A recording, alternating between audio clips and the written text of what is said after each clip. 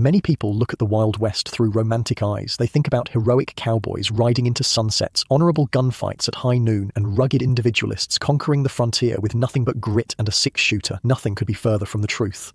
For most people, the Wild West was a brutal, relentless struggle against starvation, disease, and the environment itself.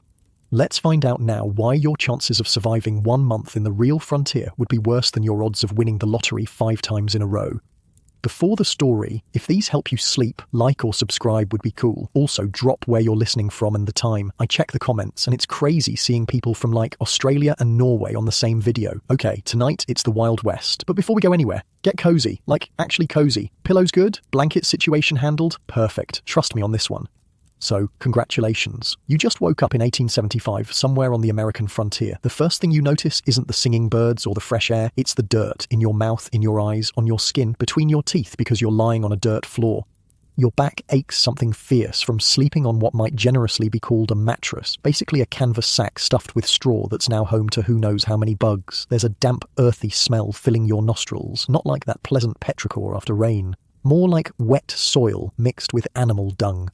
Unlike your cozy bed right now, you've spent the night in what settlers called a soddy, a house made literally of dirt. The walls around you are thick chunks of prairie grass cut into bricks, roots and all, stacked like some filthy Lego project. The roof, also sod, laid across wooden poles, and it's leaking in at least 3 places. You sit up and immediately bang your head on a low ceiling beam. A small shower of dirt rains down onto your face, and something that might be a beetle lands in your hair. Welcome to frontier living, where the outdoors is always finding ways to get indoors. Well, ain't you just the picture of sunshine this morning? Comes a voice from the corner where a woman is already stoking a small fire in a cast-iron stove. She looks about 40, which means she's probably 25. Life ages you fast out here. Best get your britches on. Them cows ain't gonna milk themselves and the chickens need feeding before we can even think about breakfast. You look down and realise you're wearing what amounts to a threadbare flannel nightshirt. Not exactly the fringed leather outfit you imagined. Your Hollywood-inspired dreams of the Wild West are already crumbling faster than the ceiling of this sad dirt house. The floor is cold against your bare feet as you stumble to the window, really just a small square cut in the sod wall with a piece of oiled paper stretched across it. No glass. Actual glass windows were a luxury most settlers couldn't afford. Through the translucent paper, you can make out the faint glow of dawn. It's probably around 4:30 in the morning. The day starts early on the frontier, regardless of how poorly you slept. Don't just stand there gawking, the woman says, handing you a pair of rough canvas pants and a homespun shirt that feels like it was made from the same material as a potato sack. Your pa's already out seeing to the horses. We got a full day ahead. Pa? You have a frontier father now? This is getting weird. But before you can ask questions, the woman, apparently your mother in this strange new reality, is shoving a pair of boots toward you. They're stiff, cracked leather things that have clearly seen better days. And they're about half a size too small. And mind the snakes when you head to the outhouse, she adds casually, as if mentioning there might be rain later. Killed a rattler out there yesterday, but where there's one, there's likely more. Snakes in the outhouse, of course, because using a hole in the ground for a toilet wasn't already unpleasant enough. As you dress, you take stock of the soddy's interior. The entire house is one room, maybe 15 feet square. There's the cast-iron stove, a rough wooden table with 3 mismatched chairs, a small cupboard with a few dishes, and 2 beds, the straw-filled torture device you just rose from, and a slightly larger one where you assume your parents sleep. A few clothes hang from pegs on the wall, and a single shelf holds what appears to be a Bible, an almanac, and a jar containing something unidentifiable. Your mother catches you looking at the jar. Pickled beets, she says. Last ones from fall, been saving 'em. Outside, the air is crisp and cool. The soddy sits on a slight rise, giving you a view of the surrounding landscape. It's not the majestic mountains and dramatic canyons of Western movies. Instead, you see a vast, almost featureless prairie stretching to the horizon in every direction. There are a few scraggly trees near what must be a creek about a quarter-mile away, but otherwise, it's just grass, sky, and emptiness. Near the soddy is a small barn, also made of sod, a chicken coop constructed of salvaged wood, and the dreaded outhouse, which is basically 4 planks arranged around a hole in the ground with a half door for what passes as privacy. There's a vegetable garden fenced with rough branches to keep animals out, and beyond that, a field where some kind of crop is beginning to grow in neat rows. It's beautiful in a stark, lonely way, and utterly terrifying when you realise how isolated you are from everything familiar. The nearest town could be days away. No hospitals, no grocery stores, no indoor plumbing, no electricity. Just you, your family, and the unforgiving elements.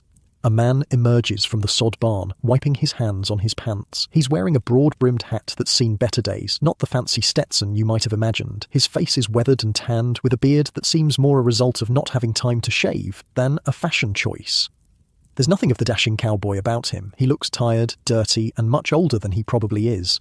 "Thought you'd sleep the day away," he calls, but there's no real anger in his voice, just resignation and maybe a touch of amusement. Cows are milked. You can start on the chicken feed and water. You nod, not sure what else to do, and head toward the chicken coop.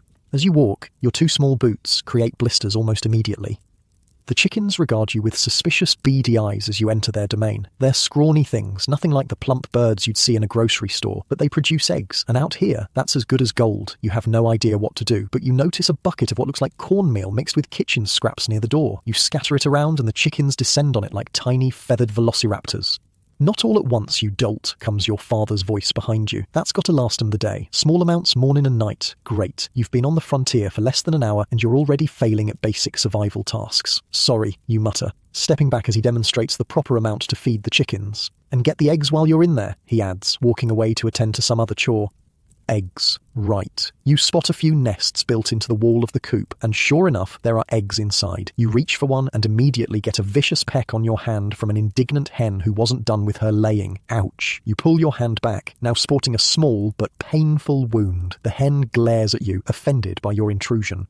"You got to check if she's still sitting first," calls your mother from the doorway of the soddy, shaking her head. "Lord help us, it's like you never collected eggs before, because you haven't, not in this century anyway." Eventually, with guidance shouted from across the yard, you manage to collect 6 eggs without further injury. A miracle, apparently, as your mother seems surprised by the bounty.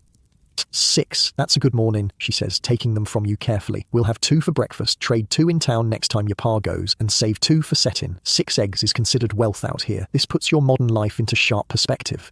Breakfast, when it finally happens, is nothing like the hearty frontier meals depicted in films. There's a thin porridge made from cornmeal, cooked until it's a paste-like consistency, a single egg divided among 3 people, and coffee so weak it's basically brown water, but still treated like precious nectar. No sugar, no cream. Those are luxuries saved for special occasions.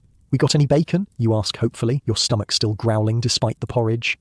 Your parents exchange a look that's somewhere between amusement and concern. "Bacon," your father repeats. "In May, we slaughtered the pig in November, smoked what we could. Last of it went in April's stew pot. No bacon until next winter. This is truly a nightmare."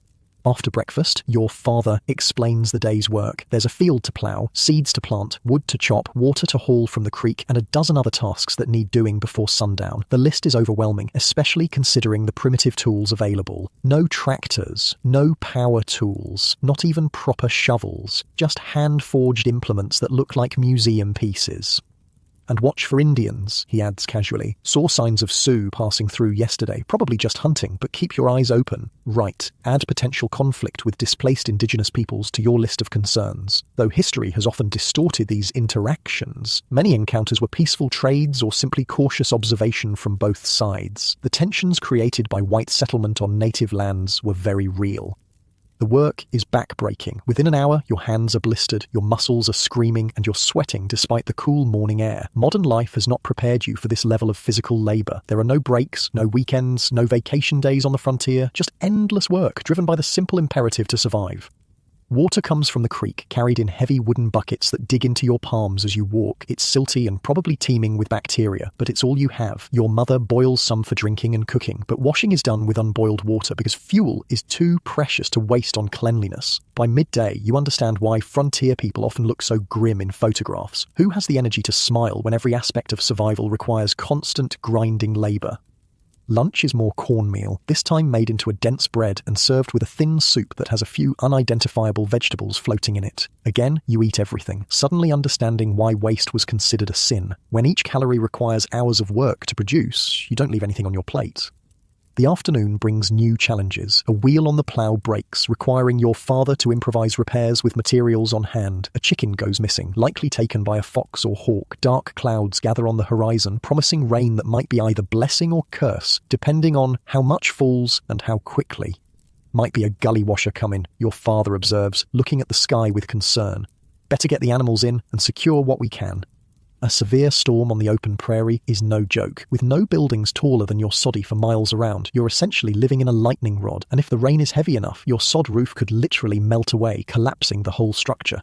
As you help herd the chickens into their coop and lead the cow into her stall in the sod barn, you realise how precarious existence is out here. There's no calling for help, no emergency services, no infrastructure to fall back on. It's just you, your wits, and whatever resources you've managed to accumulate.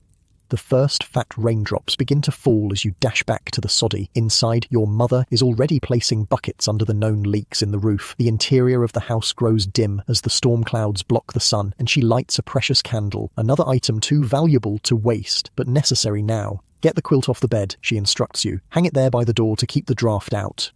You do as you're told, noticing how the packed earth floor of the soddy is already turning muddy near the doorway where rain is blowing in. The smell of wet earth intensifies, and somewhere in the walls you hear the scurrying of what must be mice or possibly something larger seeking shelter from the storm.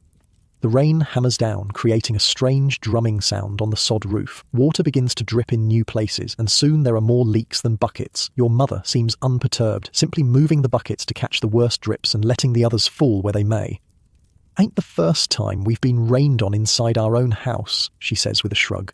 "Won't be the last." Your father comes in, soaked to the skin and tracking mud. He removes his dripping hat and coat, hanging them by the stove to dry. "Creek's rising," he reports. "If it keeps up like this, we might have to move to higher ground tonight." The casual way he mentions possibly abandoning your home to floodwaters is chilling. This is just life on the frontier. Constant adaptation to threats that could destroy everything you've worked for. The storm rages for hours, bringing lightning that makes the hair on your arms stand up and thunder that seems to shake the very earth. Through it all, your parents remain calm, going about necessary indoor tasks like mending clothes and repairing tools. Their resilience is both impressive and sobering. Finally, as evening approaches, the storm begins to ease. Your father ventures out to check on the animals and assess the damage. He returns with mixed news. Chicken coop held. Barn's got a partial collapse on the north side, but the cow's fine. Garden's flooded but might drain off if the rain stays away. He removes his hat, releasing a small cascade of water onto the already damp floor. Creek's high but not rising anymore. Think we can stay put tonight. Dinner is a repeat of lunch, cornmeal bread and thin soup, though this time your mother adds a few precious pinches of salt for flavour. The food is bland but filling, and you're surprised by how good it tastes after a day of physical labour. Hunger, it turns out, is the best seasoning. After dinner, there's still work to do. Items dampened by the leaking roof need to be dried. The floor requires raking to help it dry out. Plans must be made for repairing the barn tomorrow. On the frontier, the workday doesn't end when the sun sets. With no electricity, darkness brings a profound change to the household. The single candle provides meagre illumination, barely enough to see faces across the small room. Your mother takes advantage of the light to do some mending, her fingers working by touch, more than sight, as she repairs a tear in your father's shirt. "Read us something?" she asks him, and he nods, reaching for the Bible on the shelf. This, you realise, is entertainment on the frontier. No television, no internet, no books except perhaps a Bible, an almanac, and maybe a few precious volumes brought from back east. Stories, songs, and conversation are the only diversions available after the sun goes down. Your father reads by candlelight, his voice steady as he recites familiar passages. You notice how both he and your mother have the words nearly memorised, nodding along or sometimes speaking in unison at certain verses. This book isn't just religious text to them, is literature, comfort, and one of their few connections to the wider world. As the reading continues, you find your eyelids growing heavy despite the hard day and the harder one that surely awaits tomorrow. The physical exhaustion of frontier life is catching up to you, and even the prospect of returning to that bug-infested straw mattress isn't enough to keep you awake. Your mother notices your drooping head. "Off to bed with you," she says, not unkindly. "Dawn comes early, and there's twice the work tomorrow with the storm damage." You stumble to your bed, too tired to even remove your clothes beyond kicking off your boots. As you lie down on the rustling straw, you realise something profound. The romanticised Wild West of movies and books is a fantasy. The reality was this: endless work, constant danger, and the most basic struggle for survival. The settlers who tamed the frontier weren't gunslingers or heroes in the conventional sense. They were ordinary people facing extraordinary hardship with stubborn determination. Their heroism wasn't in shootouts at high noon, but in getting up before dawn, day after day, to wrest a living from unforgiving land with inadequate tools and no safety net. As sleep begins to claim you, you hear your parents speaking softly by the dying candle. "Think the wheat will make it?" your mother asks. "Has to," your father replies simply. "We've got nothing else." That's the reality of the Wild West, not adventure and romance, but the constant nagging question of whether you'll have enough food to survive until next season. The stakes weren't fame and glory, they were life and death. You drift off to sleep with a new appreciation for the pioneers who settled the American frontier and profound gratitude that you'll wake up tomorrow in your comfortable 21st century bed with running water, electricity, and no leaking sod roof in sight. Outside the soddy, the vast prairie stretches under a sky now cleared of storms, the stars brilliantly visible in a way they never are in light-polluted modern cities. It's breathtakingly beautiful and completely indifferent to the tiny human struggles happening beneath it. The wind whispers through the grass, and somewhere in the distance a wolf howls. This is the true Wild West, beautiful, brutal, and utterly unlike the myth, a place where survival itself was victory and where people discovered the outer limits of their own endurance every single day. The last thing you hear before sleep takes you completely is your father banking the fire in the stove, carefully preserving every precious coal for tomorrow's cooking. In that simple act is everything you need to know about frontier life, the constant conservation of resources, the planning for tomorrow, the understanding that waste of any kind could mean the difference between survival and disaster. As the wind whistles through the cracks in the sod walls, you realize that the most dangerous outlaws on the frontier weren't men with guns. They were starvation, disease, weather, and isolation. And the greatest heroes weren't the ones who won shootouts, but those who managed to create some small measure of security and comfort in a land that offered neither. Tomorrow will bring new challenges, repairing storm damage, tending crops, caring for animals, and the 100 other tasks necessary for survival. But for now, there's the blessed relief of sleep, however uncomfortable the bed. On the frontier, even rest is earned through the sweat of the day's labour. And so ends your first day in the real Wild West, not with a gunfight or a heroic last stand, but with the quiet triumph of having survived until sundown. Out here, sometimes that's victory enough. The rooster's crow might as well be a fire alarm for how quickly it jolts you awake. Your eyes open to the same dirt ceiling, the same earthy smell, and the same aching body, now with exciting new sores from yesterday's unaccustomed labour. For a brief, beautiful moment, you think maybe it was all a dream. But no, you're still here in 1875, lying on a straw mattress in a house made of dirt, about to face another day of frontier survival. Your mother is already up, stoking the cookstove fire. The thin grey light filtering through the oiled paper window suggests it's barely dawn. About time, she says, noting your open eyes. Got a heap of work before breakfast, and we're running low on just about everything. You sit up, wincing at the stiffness in your muscles. Yesterday's storm has left the soddy's floor damp and muddy in spots. A slug is slowly making its way across one wall, leaving a glistening trail behind it. Homie, what do you mean, running low, you ask, pulling on the same dirty clothes from yesterday. Your mother gives you a look that's part concern, part exasperation. You hit your head in that storm. We're low on flour, salt, coffee, just about everything that ain't cornmeal. Your pa's riding to town today, but he can't carry much back on one horse. The reality of frontier food supply hits you like a brick. There's no Amazon delivery, no grocery store down the street. The nearest town might be a full day's ride away, and you can only bring back what fits in saddlebags or a small wagon, assuming you can afford to buy anything at all. What about breakfast? Your stomach growls, reminding you how little you ate yesterday.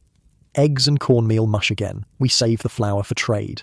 So much for pancakes or toast. The frontier diet is repetitive by necessity. You eat what you have, not what you want. Outside, the morning is cool and misty. The storm has passed, leaving puddles across the yard and a fresh, clean smell in the air. Your father is already at work, repairing the damaged barn wall, hammering salvaged planks over the collapse. Fetch water, he calls when he spots you. Creek should be running clear by now. The wooden yoke he hands you is designed to carry 2 buckets at once, one hanging from each end, balanced across your shoulders. It looks simple enough in theory, but the reality is a neck-straining, shoulder-crushing implement of torture. You grab 2 wooden buckets and head toward the creek. The walk is only about a quarter mile, but with the muddy ground pulling at your boots, it feels much longer. When you reach the creek, you see that your father was optimistic. The water is still brown and swollen from yesterday's rain. Standing on the slippery bank, you dip 1 bucket into the current. The force of the water nearly pulls it from your grasp, and you almost go tumbling in after it. Heart pounding, you manage to fill both buckets, though water sloshes over the sides as you try to lift them. The yoke balances awkwardly across your shoulders, the full weight of the water making your knees buckle. How did people do this every day? By the time you make it halfway back to the soddy, your shoulders are screaming, and water has sloshed out with every step, soaking your pants and boots. Your mother meets you at the door, taking one look at your struggle and sighing. Put it down before you drop it. We'll need more than that, but rest a minute first. Inside, she explains the water situation. We need drinking water, cooking water, washing water, and water for the animals. Creek water's fine for most, but drinking and cooking needs to be settled and boiled. She shows you how to put a bit of alum in the water to help settle the silt, then strain it through a cloth. The resulting liquid is clearer, but still has a brownish tint that would send modern health departments into conniptions. We'll boil this batch for drinking, she says, pouring some into a large kettle on the stove. Rest is for washing up in the garden. You make 3 more trips to the creek, each one a test of endurance. By the final journey, your shoulders are rubbed raw from the yoke, and your arms feel like they might detach from your body. The idea of turning a tap for instant water has never seemed more miraculous. Back at the soddy, your mother has breakfast ready, the promised cornmeal mush with a single egg stirred in and a cup of coffee so weak it's basically hot brown water. Still, after the water hauling ordeal, it tastes like a feast. Your pa's headed to town, she says as you eat. We need to get food put by while he's gone. Storm's damaged more than we thought. Put by, you ask. Stored, preserved. Ain't you never listened to a word I said growing up? She shakes her head. Storm knocked down half the garden fence. Rabbits got in and had themselves a feast on the young greens. We need to salvage what's left and find what we can to supplement. After breakfast, she leads you to what remains of the garden. Sure enough, the crude fence of branches and twine has collapsed on one side, and many of the tender seedlings have been nibbled to nubs. Rabbits got the lettuce and most of the peas, she says, surveying the damage, but the potatoes are still good underground and they didn't care for the onions, thank the Lord. She hands you a rough basket. Dig up what onions look ready and gather any dandelion greens you see. We'll make do. Foraging, you quickly learn, is a critical frontier skill. Your mother points out edible plants you'd have walked right past. Wild onions, dandelion greens, something called lamb's quarters, and even some early berries growing in a sunny patch. Nothing is wasted, and everything edible is collected with the same care you might give to gold nuggets. Folks starve with food growing all around them, she explains, expertly identifying plants. Indians taught the first settlers what to eat, but most folks nowadays have forgotten. Your grandma showed me, and I'm showing you. The foraging expedition takes you to the edge of your property, where a small stand of trees grows near the creek. Here, your mother spots mushrooms growing on a fallen log. These are safe, she says, picking whitish fungi from the rotting wood. Those over there'll kill you dead in hours. You got to know the difference. You make a mental note to never ever eat wild mushrooms without an expert guide. Frontier medicine isn't equipped to handle poisonings. Back at the soddy, you watch as your mother takes inventory of the food stores. It's a sobering sight. A small barrel half full of cornmeal, a cloth sack with maybe 5 pounds of flour, a jar of molasses that's mostly empty, a small wooden box of salt, a few strings of dried vegetables hanging from the rafters, some mysterious dried meat in a cloth sack, and that's about it. We'll need to make a stew with what we gathered, she decides, and I'll start a batch of sourdough. Flour's low, but we've still got the starter. She shows you a small crock kept near the stove, containing a bubbling, sour-smelling mixture. This, you learn, is sourdough starter, a living culture of wild yeast and bacteria that leavens bread without the need for commercial yeast. It's one of the frontier's most valuable possessions, often brought from back east and maintained for generations. Your great-grandma brought this starter over the Oregon Trail, she says with reverence. Been keeping it alive near 30 years now. The idea that your fictional frontier family has maintained the same living organism for decades, feeding it regularly with precious flour and water, carefully preserving it through moves and disasters, speaks volumes about frontier priorities. While your mother works with the sourdough, you're sent to check traps your father apparently set before leaving for town. This involves walking the perimeter of the property and checking small wire contraptions hidden in the grass. The first 2 traps are empty, but the third contains a rabbit, now very dead and very real. This isn't a cute cartoon bunny or a pet store rabbit. It's a wild animal caught for food, and someone needs to deal with it. That someone, unfortunately, appears to be you. You carry the trap back to the soddy, trying not to look directly at the lifeless creature inside. Your mother takes one look at your face and almost smiles. Never cleaned a rabbit before? She asks, already knowing the answer. Well, today's your day to learn. What follows is a graphic lesson in frontier food preparation that would horrify most modern sensibilities. The rabbit is strung up, skinned, gutted, and prepared for cooking with brisk efficiency. Your mother wastes nothing. Even the organs are set aside for specific uses, and the fur is carefully preserved for later tanning. Blood makes good fertilizer for the garden, she explains, catching the drips in a bowl, and the bones will go in the stock pot. Can't waste a thing out here. By midday, a pot of what your mother calls prairie stew is simmering on the stove. It contains the rabbit, wild onions, dandelion greens, a few precious potatoes, and the foraged mushrooms, all swimming in a broth made from water and a pinch of salt.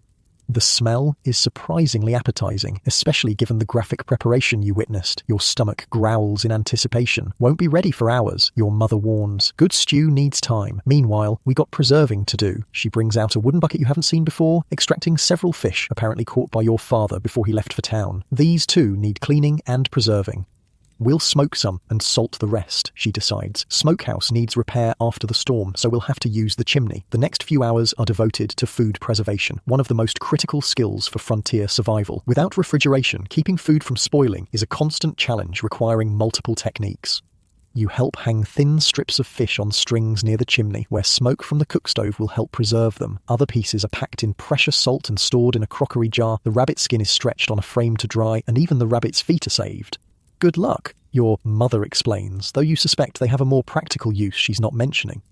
In fall, we'll do this with everything we can get, she explains. Smoke meat, dry fruit, pickled vegetables, whatever gets us through winter. The concept of winter food storage takes on new meaning when you realise there are no grocery stores to fall back on. Either you preserve enough food during the abundant seasons, or you starve when the snow flies.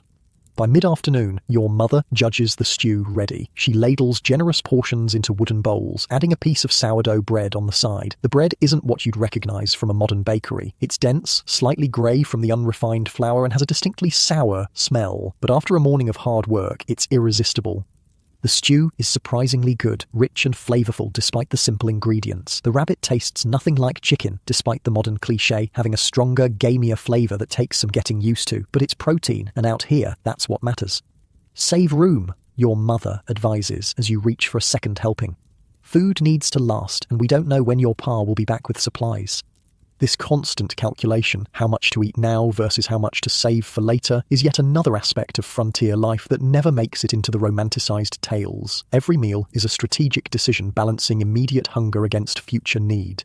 After the meal, your mother carefully stores the leftover stew in a covered pot. Without refrigeration, it won't last long, especially as the day warms up. Tomorrow's breakfast, you realise, will likely be reheated stew if it hasn't spoiled overnight. We need to check the root cellar, she says next. Storm might have flooded it. The root cellar turns out to be a small, dark hole dug into the ground behind the soddy, reinforced with scavenged wood and covered with a slanted door. It's the frontier equivalent of a refrigerator, a naturally cool space where food can be stored longer than it would last in the warm soddy. When your mother pulls open the door, your hearts sink. Several inches of muddy water cover the floor of the cellar, and the few potatoes and preserved goods stored there are partially submerged. Damn it all, she mutters, forgetting propriety in the face of disaster. This is bad, real bad. Together, you bail out the water using a bucket and assess the damage. Some potatoes might be salvageable if used immediately. A jar of preserved tomatoes is intact, its wax seal unbroken, but several other jars have cracked or lost their seals, their contents now unsafe to eat. We just lost half our emergency stores, your mother says grimly. Better hope your pa has luck in town, or it's going to be lean times ahead. The loss of food to spoilage, flooding, or pests was a constant threat on the frontier. A single disaster could wipe out months of careful preservation and storage, leaving a family vulnerable to hunger or even starvation. As you help clean up the root cellar, you notice your mother setting aside some of the questionable food items rather than discarding them. Can we still eat those? You ask, pointing to some potatoes with soft spots. We'll cut around the rot, she explains. And these ones with sprouts, we'll plant them instead of eating them. Sometimes you have to sacrifice today's meal for next season's crop. This long-term thinking defined frontier survival. Every decision balances immediate needs against future security, and waste is the enemy. Even items that seem spoiled to modern eyes might have salvageable parts or secondary uses. By late afternoon, your father returns from town, his horse loaded with small but precious supplies. The haul is meagre by modern standards. A small sack of flour, a tiny bag of sugar, some coffee beans, a few packets of seeds to replace what was lost in the garden, and a newspaper that's already 2 weeks old. Prices are up again, he reports grimly. Flour's nearly double what it was last fall. Could only get £5 for what we had to trade. The economics of frontier life were brutal. Without cash, most transactions were based on barter, trading eggs, butter, or homemade items for store-bought necessities. The values fluctuated wildly based on scarcity, and distant events like wars or railroad strikes could cause local prices to skyrocket. Any news? Your mother asks, carefully storing the new supplies. Sioux are restless up north. Railroads hiring for track work south of here, and the Morgans lost their oldest boy to fever. He delivers these items, potential war, job opportunities, and a neighbour's death, in the same matter-of-fact tone, each just another fact of frontier life. The newspaper is treated as a valuable resource, not just for news, but for practical use. After your father reads it aloud during supper, another serving of the rabbit stew, now with fresh sourdough bread, the paper will be used for everything from wrapping food to serving as toilet paper in the outhouse. Nothing is wasted. Supper conversation centers around food supplies and planning. Your father reports that the general store was low on almost everything, with a supply wagon not expected for another 2 weeks. This means stretching your existing food even further. We'll set more traps, he decides, and tomorrow we'll take the wagon to the creek. Might be catfish after that rain. The constant focus on securing food is striking. Unlike in modern life, where food acquisition might take up a couple of hours a week at a grocery store, frontier families spent the majority of their time producing, gathering, preserving, and preparing food. It was their primary occupation, superseding almost everything else. After supper, you help clean up, learning yet another frontier food lesson. Nothing edible is thrown away. The few spoons of leftover stew are carefully stored. The sourdough starter is fed with a small amount of precious flour and water. Even the washing water from the bowls is saved to water the recovering garden plants. As darkness falls, your father reads from the newspaper by candlelight, sharing news of the wider world. There's talk of politics in Washington, Indian wars on the plains, and railroad expansion. It's strange to hear these historical events discussed as current news, with no idea how they'll ultimately resolve. The day's work has left you exhausted, and you find yourself nodding off despite the early hour. The physical demands of frontier life, hauling water, gardening, preserving food, have drained your energy completely. The idea of staying up late is ludicrous when dawn will bring another day of labor. Before retiring to your straw mattress, you take a moment to reflect on what you've learned. Food on the frontier isn't just sustenance, it's security, currency, and constant concern. The precariousness of the food supply shaped every aspect of daily life, from work schedules to social interactions. The pioneers weren't just surviving day to day, they were constantly planning seasons ahead, balancing immediate needs against future security. As you drift off to sleep, your muscles aching from unaccustomed labor and your stomach surprisingly full despite the limited fare, you realize that the Hollywood depictions of frontier life rarely show this aspect of Western settlement. The daily, unglamorous work of food production doesn't make for exciting cinema, but it was the true test of frontier character, the persistence to plant, harvest, hunt, and preserve day after day, season after season, with no guarantee of success.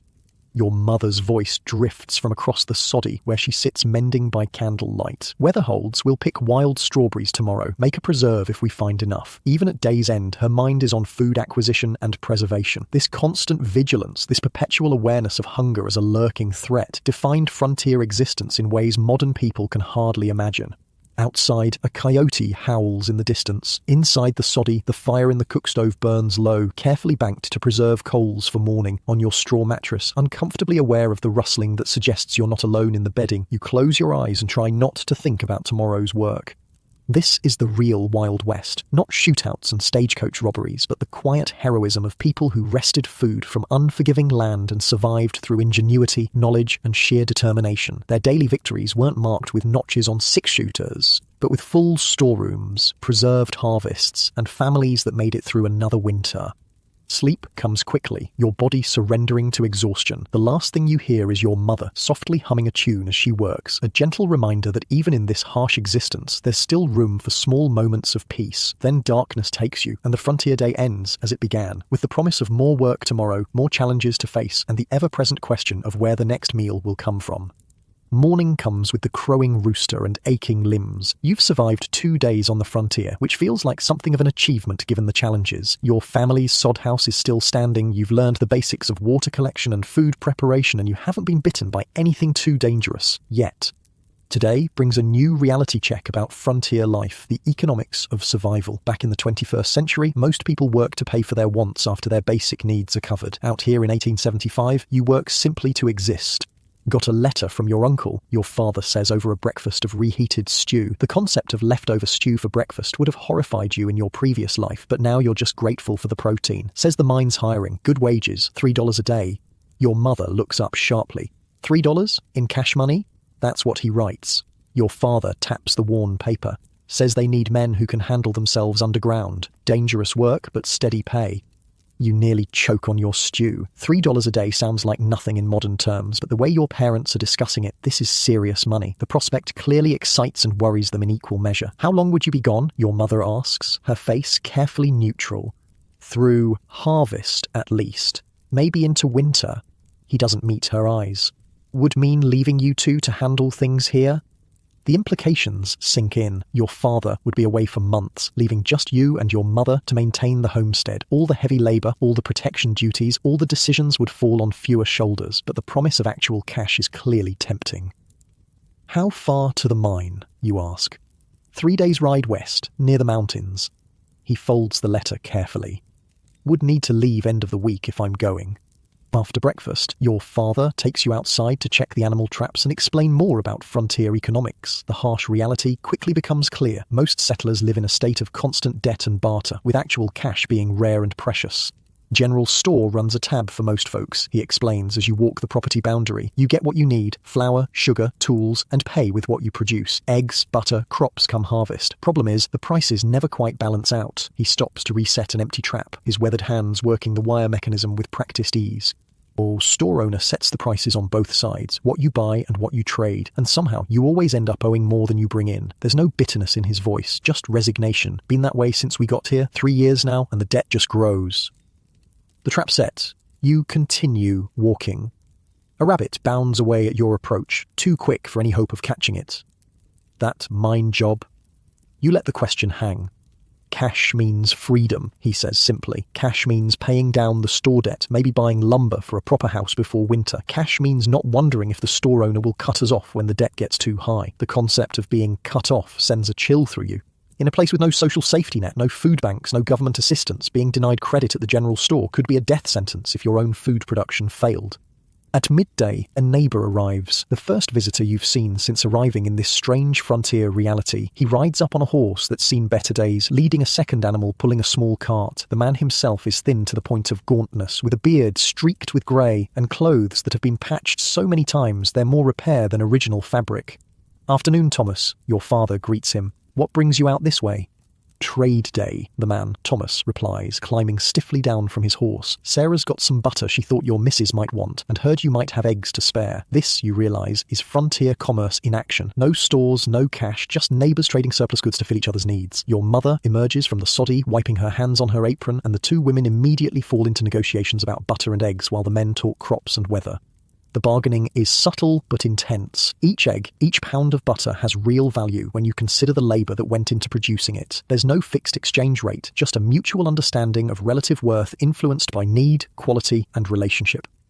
3 eggs for half a pound of butter seems fair, your mother eventually decides. The trade is made with both women seemingly satisfied with the deal.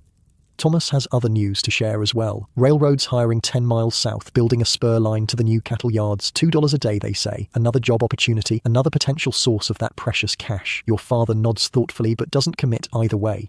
After Thomas leaves, your parents have a quiet, intense discussion about the various work options. The mine pays better, but is more dangerous and further away. The railroad is closer, but offers less money. Staying on the homestead means continuing to scrape by on barter and credit, but keeps the family together and the claims secure. What happens if we leave the homestead unworked, you ask, genuinely curious about frontier property rights.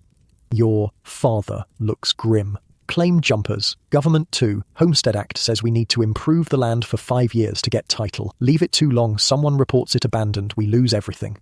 The precariousness of frontier property ownership is yet another reality check. Without regular presence and work, a family could lose their entire investment of time and labour. The land itself has no value without the improvements, the cleared fields, the buildings, the fences that represent years of back-breaking work.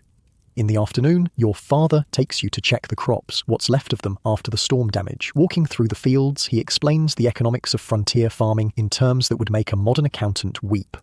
"Put in 5 bushels of seed wheat this spring," he says, looking over the green shoots just beginning to grow. "If weather holds and locusts stay away, might get 30 bushels at harvest. Keep 5 for next year's seed, use 10 for our own flour, sell the rest to the mill for maybe 50 cents a bushel. You do the quick math. 15 bushels at 50 cents each would yield $7.50 for an entire season's work, less than 3 days' wages at the mine your uncle mentioned." Well, why farm at all, you ask? Why not just work for wages? Your father gives you a look that suggests this is a question only a fool or someone raised with no understanding of frontier realities would ask. Wages can stop, company can fold, mine can collapse. He gestures at the field. Land feeds you no matter what, long as you work it right. Might not make you rich, but you won't starve if the jobs dry up. This fundamental reality, that self-sufficiency was the only true security, shaped the mindset of frontier settlers. Cash work was a supplement to, not a replacement for, the subsistence farming that kept them alive. As the afternoon wears on, another visitor arrives. This one, less welcome. A man in a dusty black coat rides up, his horse better fed than Thomas's was. Without dismounting, he hands your father a folded paper. Tax assessment, he announces, due by end of summer. County's building a new courthouse. After he rides away, your father unfolds the paper and his face darkens. $2.40, he mutters. Where the hell are we supposed to get that?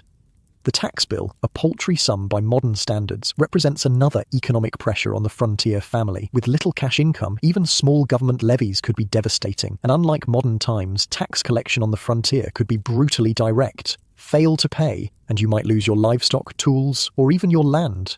Could sell the cow, your mother suggests without enthusiasm, having joined the conversation. Your father shakes his head. Without milk and butter, we'd just end up deeper in debt at the store. Might have to take that mine job after all. By evening, the economic reality of frontier life has become painfully clear. Your family is caught in multiple binds, needing cash for taxes and store debt, but reliant on subsistence farming for basic survival, wanting to improve their situation with a proper house, but unable to afford lumber without wage work that would take your father away from the homestead. Theoretically owning their land through the Homestead Act, but constantly at risk of losing it if they can't meet payment or improvement requirements. The romantic notion of pioneers as independent settlers beholden to no one has evaporated completely. The reality is a complex web of debts, obligations, and vulnerable legal claims that keep frontier families in a state of perpetual economic insecurity. Supper is simple. More sourdough bread, the last of the stew, and some dandelion greens your mother collected. The food reflects the economic reality. Eat what you can produce or forage, save what little money you have for absolute necessities that can't be made at home. After the meal, your father takes out a slate and pencil, paper being too precious to waste on calculations, and begins working through the family's economic situation. The figures are sobering. Store debt of nearly $15, property tax of $2.40, seed for next season, essential supplies for winter. The total needed far exceeds any realistic projection of what the farm might produce in tradable surplus. The mine it is, he finally decides. I'll leave Saturday. Should be able to work 4 months before the snow gets too deep for travel. Might clear $40, $50 if I'm careful. Your mother nods, her face revealing little of what must be a storm of emotions at the prospect of her husband leaving for a third of the year. I'll start getting your things ready. This pattern, men leaving for wage work while women maintained the homestead, was common on the frontier. It created a strange dual economy, with men engaged in cash labour while women managed the subsistence production that kept families alive. Both were essential, but the work was sharply divided along gender lines. The next morning brings a new type of frontier work experience. A neighbour arrives, a broad-shouldered man named Miller, with news that his barn raising is scheduled for the following week. Could use every hand available, he tells your father. Got the Johnsons and the Petersons committed already? Thought your boy here might help too, he nods in your direction. Barn raisings were one of the few examples of communal labour on the otherwise individualistic frontier. Neighbours would gather to help construct a building that would be impossible for a single family to manage alone. The work wasn't paid in cash, but operated on a principle of reciprocity. You help your neighbours, and they help you when your turn comes. We'll be there, your father promises. Might be the last big job I do before heading to the mines. Miller's expression shifts slightly at the mention of the mines. Heard they had a collapse last month. 3 men didn't come out. Your father nods grimly. Heard the same, but they're paying cash, and the taxman won't take eggs or wheat. After Miller leaves, you help with the day's chores, now familiar enough with the routine to work without constant direction. Hauling water, feeding animals, checking traps, weeding what remains of the garden. The labour never ends, but at least you're developing calluses to replace the blisters on your hands. As you work, your father explains more about frontier economics. Land's the only real wealth out here, he says, pausing to wipe sweat from his brow. Get enough acres under cultivation. Eventually you can hire labour instead of doing it all yourself. That's the dream. Becoming a landowner instead of just a worker. But that dream, you realise, was only attainable for a lucky few. Most settlers remained caught in the cycle of subsistence and debt, working their small claims and supplementing with wage labour when necessary. The Jeffersonian ideal of a nation of independent yeoman farmers collided with the harsh economic realities of frontier capitalism. By midday, another visitor arrives. This one, unexpected and unwelcome. A man in a suit far too fine for frontier conditions rides up on a horse that's clearly well-fed and groomed. Without greeting, he surveys your family's modest homestead with obvious disdain. "Reynolds!" Your fey father acknowledges him coldly. "What brings the bank all the way out here?" The man, Reynolds, produces a leather folder and extracts a document. "Just making my rounds, Mason, reminding folks of their obligations." He hands the paper to your father. "Bank's called in the notes on several properties in the county. Thought you should know yours might be next." After he rides away, your father crumples the paper in his fist, his knuckles white with anger. "Vultures," he mutters. just waiting for folks to fail. This, too, was part of frontier economics, the constant pressure from banks and speculators eager to acquire land from struggling homesteaders. The homestead itself, with all the improvements made through years of labour, was valuable enough to attract predatory attention from those with capital, but without the willingness to do the physical work of settlement. What happens if they call in the note, you ask, not entirely understanding the frontier banking terminology? Your father sighs means they demand immediate payment of the full amount borrowed, not just the regular instalments, and since nobody out here has that kind of cash sitting around, they get to seize the property. He looks around at the modest homestead, his expression a mix of pride and worry. Everything we've built, everything we've worked for, gone. The reality of frontier financing is another shock. Many settlers took loans to establish their homesteads for seed, tools, livestock, or supplies, with the property itself as collateral. Unlike modern mortgages with fixed terms and regulated practices, frontier loans could be called in at the bank's discretion, often when the land had increased in value due to the settlers' improvements or when railroad development made the location more desirable. How much do we owe, you ask? $50. The sum clearly pains him to say aloud. Borrowed when we first claimed the land, been paying interest for 3 years, but never able to touch the principal amount. $50, a sum a modern person might spend on dinner without thought, represented an almost insurmountable debt for a frontier family. With annual cash income measured in single digits, paying off such a loan would take years under the best circumstances. The mine job, you begin, might save us if I can work the full season and if they pay what they promise. He doesn't sound optimistic, but plenty of men go to the mines with dreams of clearing their debts and come back with nothing, if they come back at all. The afternoon brings yet another dimension of frontier economics, the peddler. A wagon arrives, driven by a cheerful man with an improbable moustache and a hat that's seen better days. The sides of his wagon fold down to reveal shelves of goods, fabrics, tools, medicine, seeds, and various trinkets. Yes.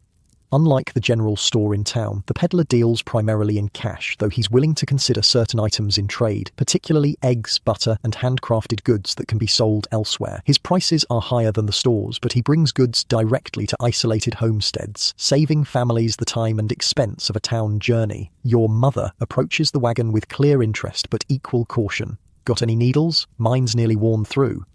The peddler produces a paper of needles. Finest Sheffield steel, 20 cents for the lot. Highway robbery, your mother mutters, but her tone lacks conviction. Good needles are essential for the constant mending that keeps frontier clothing functional. After careful consideration of the family's meagre resources, she trades 2 eggs and one of her hand-knitted dishcloths for a single needle, a small cake of soap, and a packet of sugar candy. This last item clearly intended as a special treat for you, though you've done nothing to deserve such luxury. The peddler, his business concluded, offers news along with his goods. Railroads pushing west faster than expected. Land prices are jumping ahead of the line. Might be worth holding on to your claim a while longer, even with the bank making noises. This information, more valuable than any physical goods he carries, causes your father to reconsider his plans. If land values are rising, perhaps taking on additional debt to hold the homestead might be worthwhile, despite the risk. As evening approaches, your family gathers for a council on their economic future.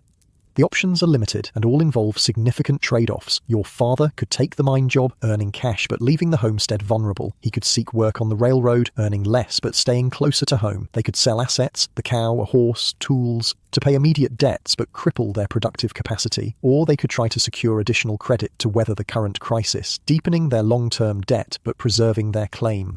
What would you do? Your father asks you directly, surprising you with the invitation to weigh in on such an important decision. The question feels impossibly heavy. Each option has potentially life-altering consequences for this frontier family. Even with your advanced knowledge from the future, you can't predict which path would ultimately prove best in this uncertain environment. You hesitate, acutely aware of your ignorance of frontier realities despite the crash course of the last few days. I take the mine job. Cash seems to be what we need most right now. Your father nods slowly. That's my thinking too. Not what I'd choose if there was a better option, but there isn't. He turns to your mother. Can you and the boy manage here? She straightens her shoulders. We'll manage. Always have. The decision made, the evening turns to preparation. Your father will leave for the mines in 3 days after helping with the neighbour's barn raising. Plans are laid for his absence. What crops need tending, which repairs can't wait, how to handle potential emergencies. The conversation is practical, focused on survival, with little room for sentiment despite the months of separation ahead. As darkness falls and the single candle is lit, you find yourself reflecting on what you've learned about frontier economics. The popular image of self-sufficient pioneers carving independent lives from the wilderness has given way to a more complex reality. Homesteaders caught in webs of debt and obligation, their independence constrained by banks, taxes, and the fundamental need to participate in larger economic systems for survival.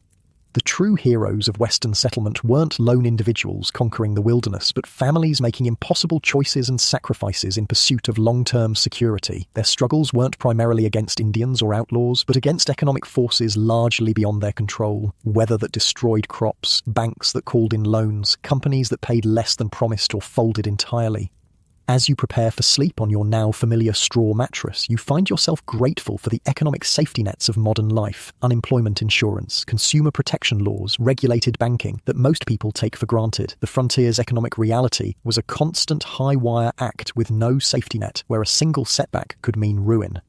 Outside, night creatures call in the darkness. Inside the soddy, your parents speak softly about their plans and hopes, their voices barely audible across the small room. This too is the real Wild West. Not the glamour of gunfights or the freedom of the open range, but ordinary people making difficult decisions in a system that offered few good options and no guarantees.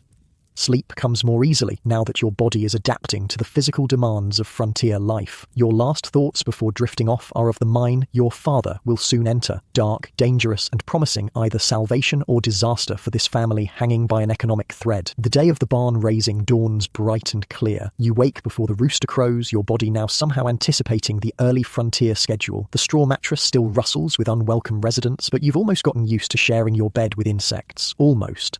The barn raising is a community event bringing together scattered homesteaders from miles around. By mid-morning, wagons and riders begin arriving at the Miller property, a homestead slightly larger and more established than your family's, with a proper wooden house instead of a soddy. Men arrive ready for work, women bearing food for the communal meal that will follow, and children excited for the rare opportunity to play with others their age. You note how even in frontier isolation, humans seek community and connection. The Miller family has prepared for weeks, cutting and preparing lumber, digging post holes, gathering necessary tools. Now, with the help of neighbors, they'll accomplish in a single day what would take months for one family alone. Your father introduces you around as the work groups form. The men size you up with quick glances, assessing your potential contribution. You're assigned to a team lifting the heavy support beams where your father can keep an eye on you.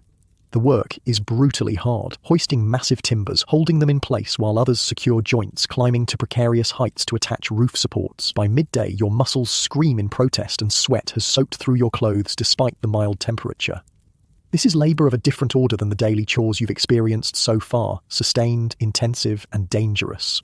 During a brief water break, you overhear two men discussing a recent accident at a similar barn raising 20 miles east. Beams slipped and caught Jensen right across the chest, one says quietly. Dead before they could even lay him down. The other nods grimly. Left a wife and 4 little ones, communities taking up a collection.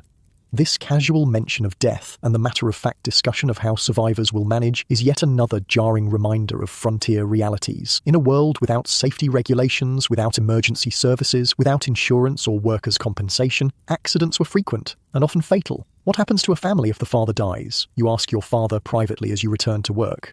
He doesn't sugarcoat the answer. Depends. If they've got older boys who can work the land, they might keep the homestead. If not, usually the woman and young ones go back to family if they have any, or remarry quick if they can, or lose everything.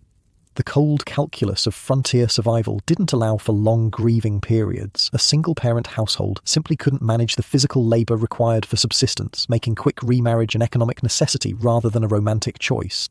By mid-afternoon, the barn's frame stands complete, a testament to communal effort and frontier engineering. Men begin attaching the roof boards while others construct the walls. Women have prepared a feast laid out on makeshift tables, and workers rotate through to eat in shifts. The meal is the most abundant you've seen since arriving in this time. Fried chicken, biscuits, cornbread, preserved fruits, and even a few pies. In a world of general scarcity, communities pooled resources for special occasions, creating temporary abundance that would be remembered during leaner times.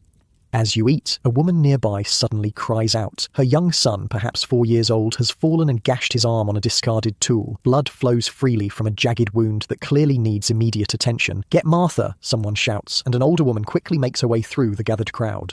Martha, you soon learn, is the closest thing to a doctor within 20 miles, a midwife with knowledge of herbs and basic medical treatments. She examines the crying child with practiced efficiency, cleaning the wound with water and applying pressure to slow the bleeding.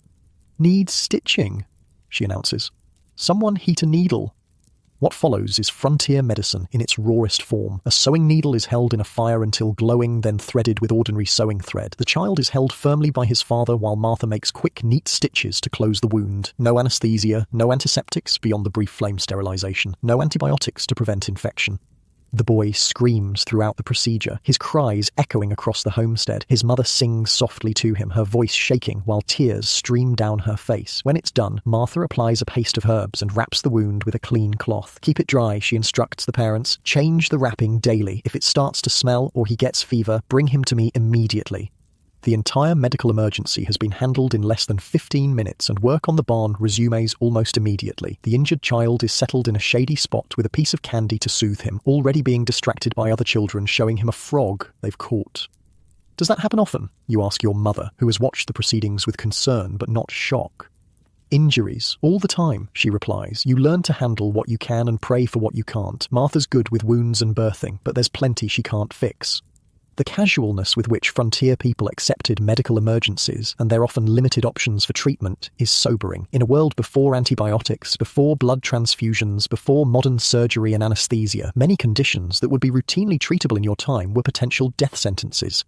As the afternoon wears on, you notice a young woman sitting apart from the main gathering, a shawl wrapped around her despite the warm day. Her face is flushed and she coughs occasionally into a handkerchief that comes away spotted with blood. Consumption, your mother says quietly, following your gaze. Miller's eldest daughter, been sick since winter. Tuberculosis, consumption in frontier terminology, was one of the most feared diseases of the era. Its wasting progression was both visible and inexorable, and frontier treatments were largely ineffective. The isolation of homesteads provided some protection against contagious diseases, but community gatherings like today's barn raising created opportunities for transmission. Is there no treatment, you ask, knowing the answer but hoping frontier wisdom might have some solution unknown to history books? Your mother shakes her head. Some say mountain air helps, others try all manner of tonics and treatments. Mostly, it just takes who it wants. She makes a subtle sign of the cross. God's will. This fatalism, this acceptance of disease as inevitable and often unstoppable, defined frontier attitudes toward health. Without germ theory, without effective medications, without diagnostic tools beyond basic observation, illness was often viewed as a matter of luck or divine intervention rather than a problem with scientific solutions.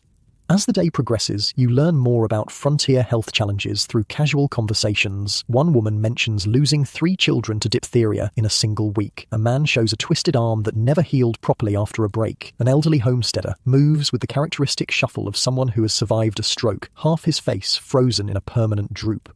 Each story, told matter-of-factly as part of ordinary conversation, would represent a major medical crisis in modern times. Here, they're just the expected hazards of frontier life, accepted with the same resignation as bad weather or poor harvests.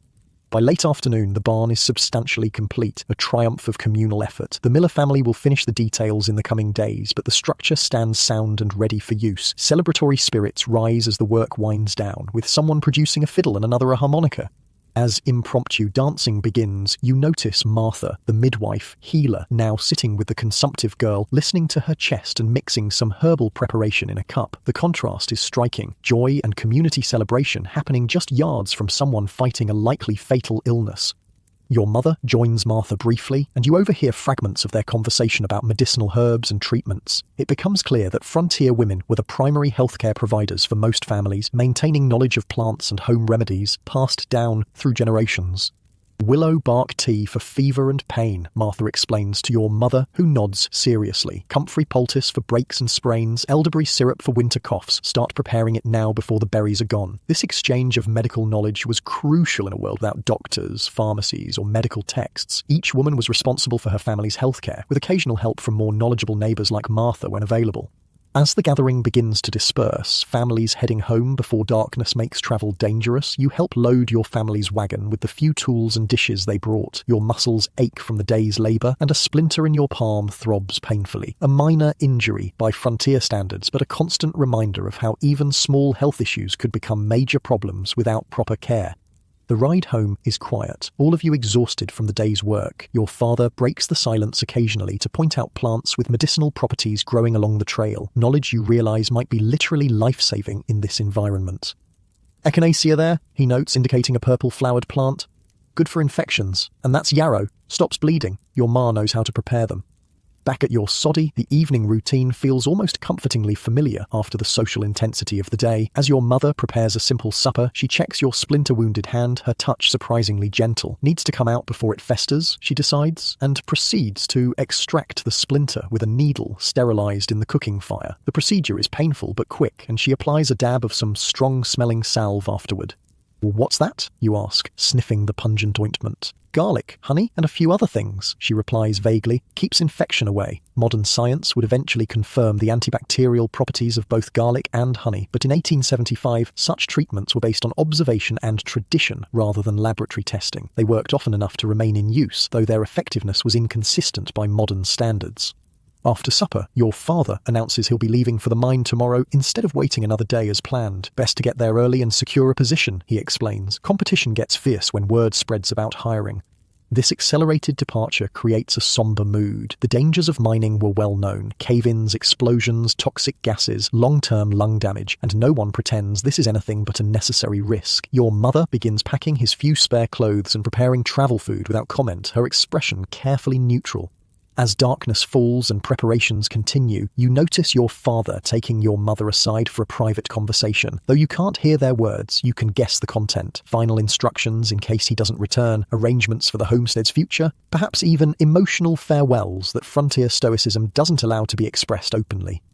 Later, as you lie on your straw mattress waiting for sleep, your mother sits nearby grinding dried plants with a mortar and pestle by candlelight. The rhythmic scraping sound is oddly soothing, making medicine for your pa to take with him, she explains, seeing your curious gaze.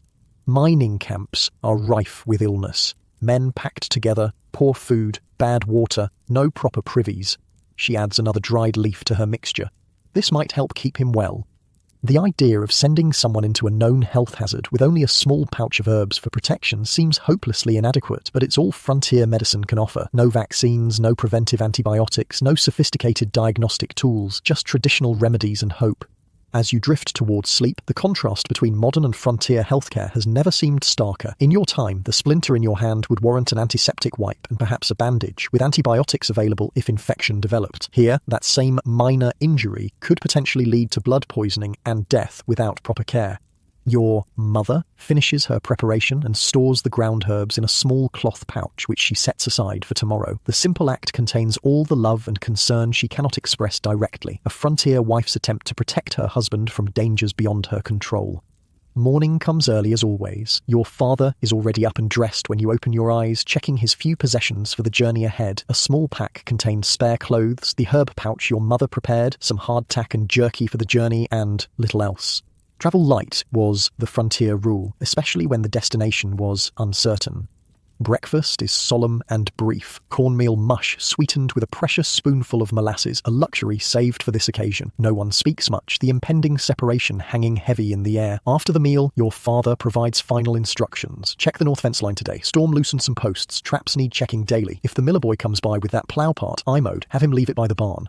These practical directions stand in for the emotional farewell that frontier culture discouraged. Men didn't speak of feelings or fears, even when facing potentially deadly work. The stoicism wasn't just cultural preference, but psychological protection. In a world where death was commonplace, emotional walls helped people function despite constant loss.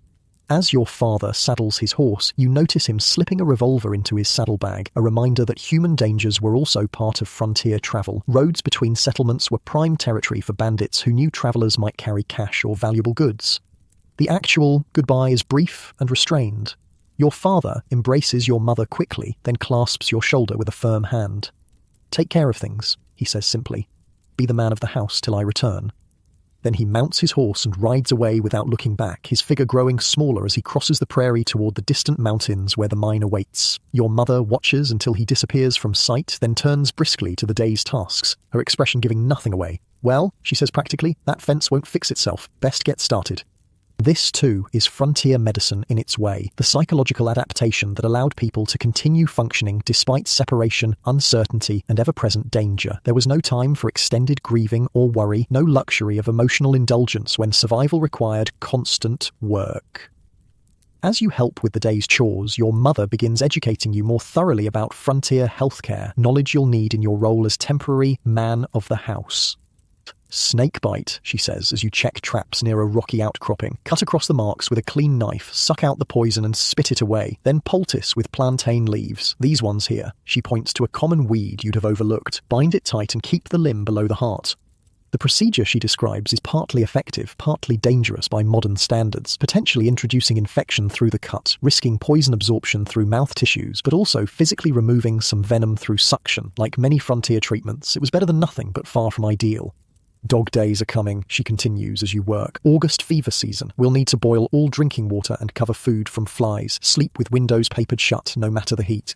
The connection between mosquitoes and diseases like malaria wasn't yet established in frontier medicine, but observational evidence had taught settlers that certain preventive measures reduced illness during late summer fever season. The advice about boiling water was particularly sound, though the full understanding of waterborne bacteria was still developing.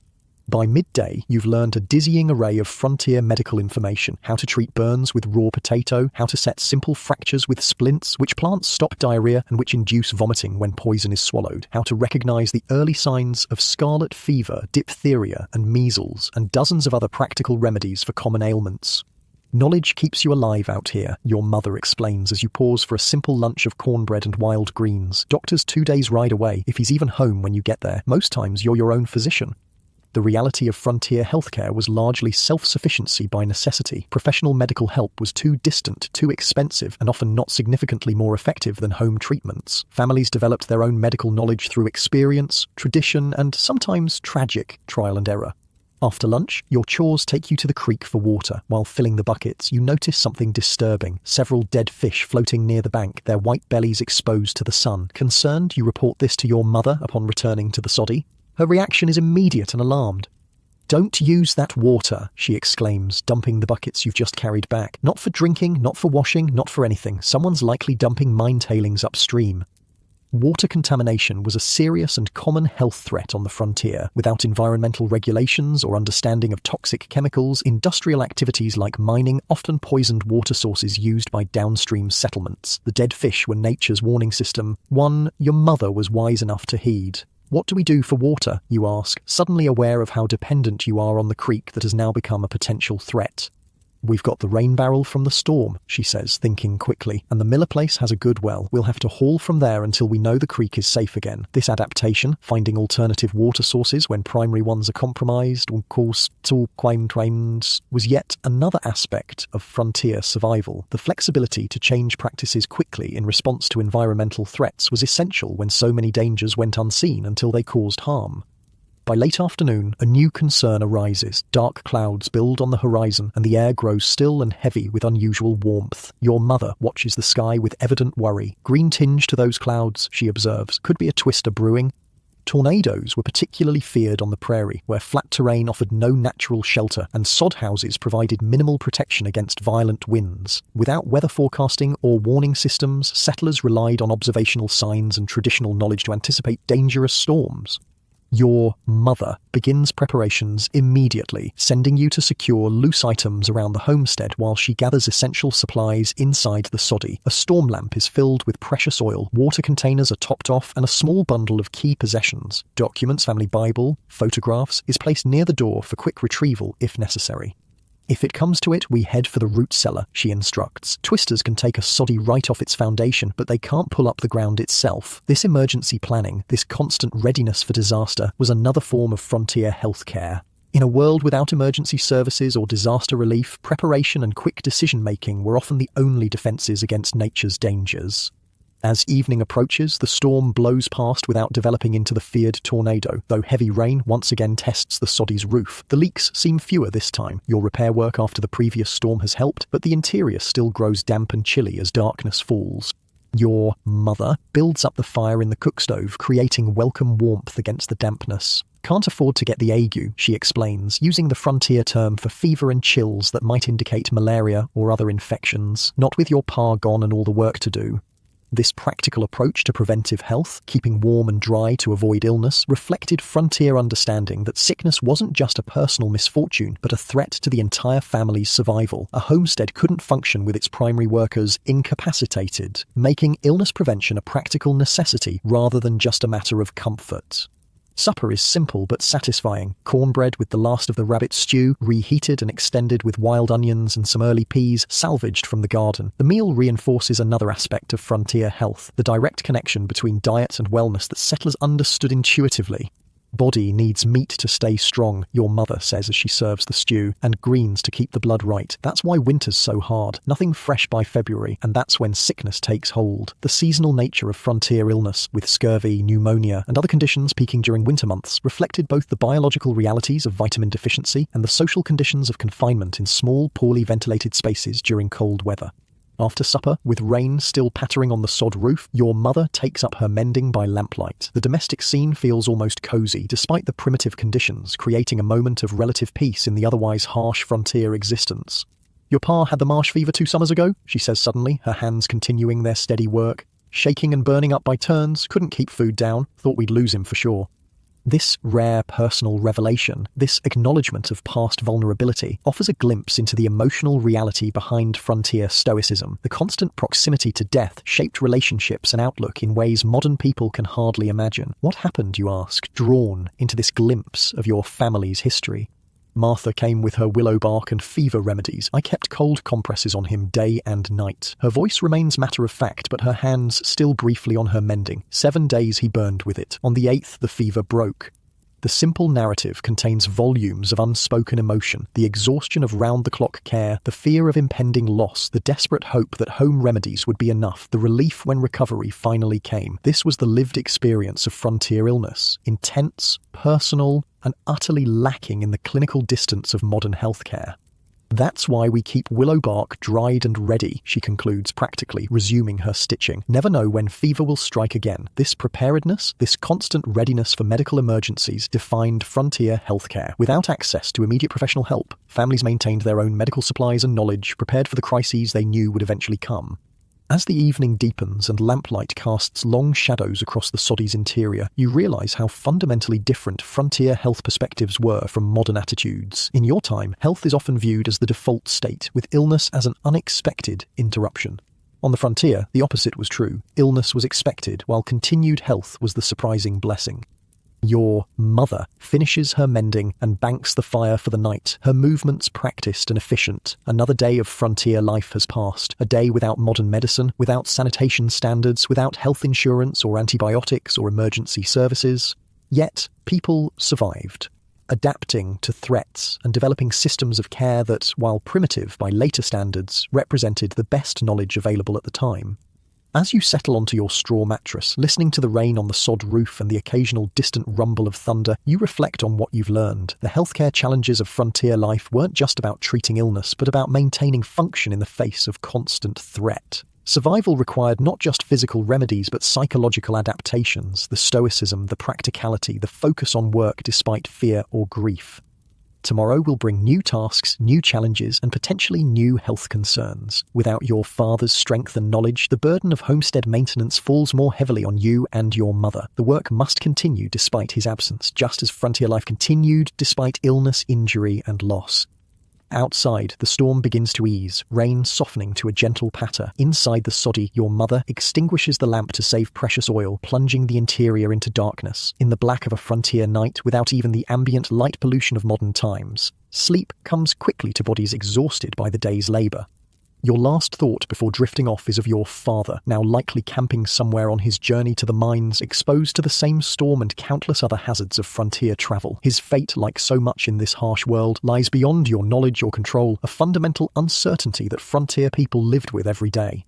A week passes in your father's absence, each day blending into the next in a rhythm of endless chores and small emergencies. The fence breaks again, a fox takes one of the chickens, rain delays the planting of replacement seedlings in the storm-damaged garden.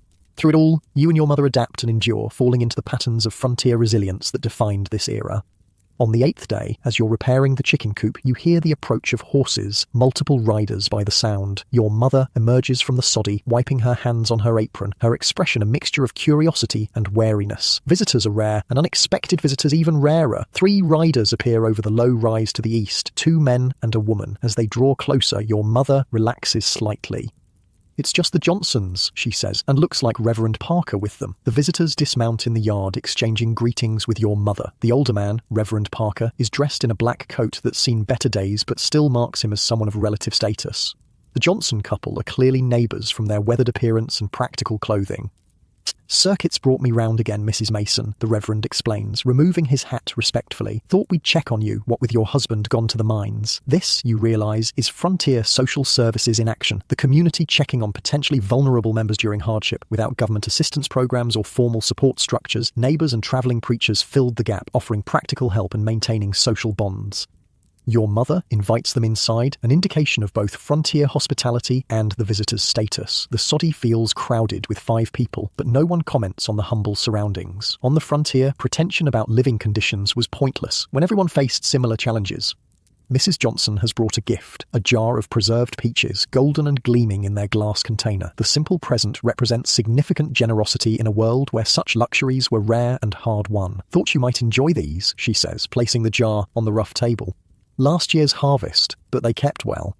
Your mother receives the gift with appropriate appreciation, immediately offering coffee in return, stretched with roasted grain to make the precious beans last longer, but still the expected hospitality for visitors. As the coffee brews on the cook stove, conversation turns to community news and events. This social exchange, you realise, is not just pleasantry, but a crucial information network in a world without telephones, newspapers, or internet. "Hendersons lost their youngest to croup," Mrs. Johnson reports soberly. "Buried him Tuesday last. Lord rest his soul," your mother responds, making the sign of the cross. That's the second child they've lost this year. The casualness with which child mortality is discussed, sad but not shocking, highlights another frontier reality. In an era when approximately 1 in 4 children died before age 5, grief was a common experience, acknowledged but not allowed to interrupt the business of survival. "Miller's planning a social when his barn's finished," Mr. Johnson offers, moving to lighter topics. 2 weeks from Saturday, weather permitting, dancing and a potluck.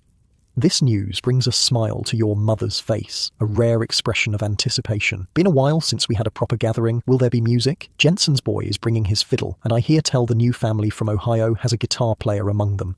The planned social gathering, a barn dance and community meal, represents one of the few recreational opportunities in frontier life. These events served multiple purposes, providing entertainment, strengthening community bonds, offering courting opportunities for young people, and creating a temporary respite from the isolation and hardship of daily existence.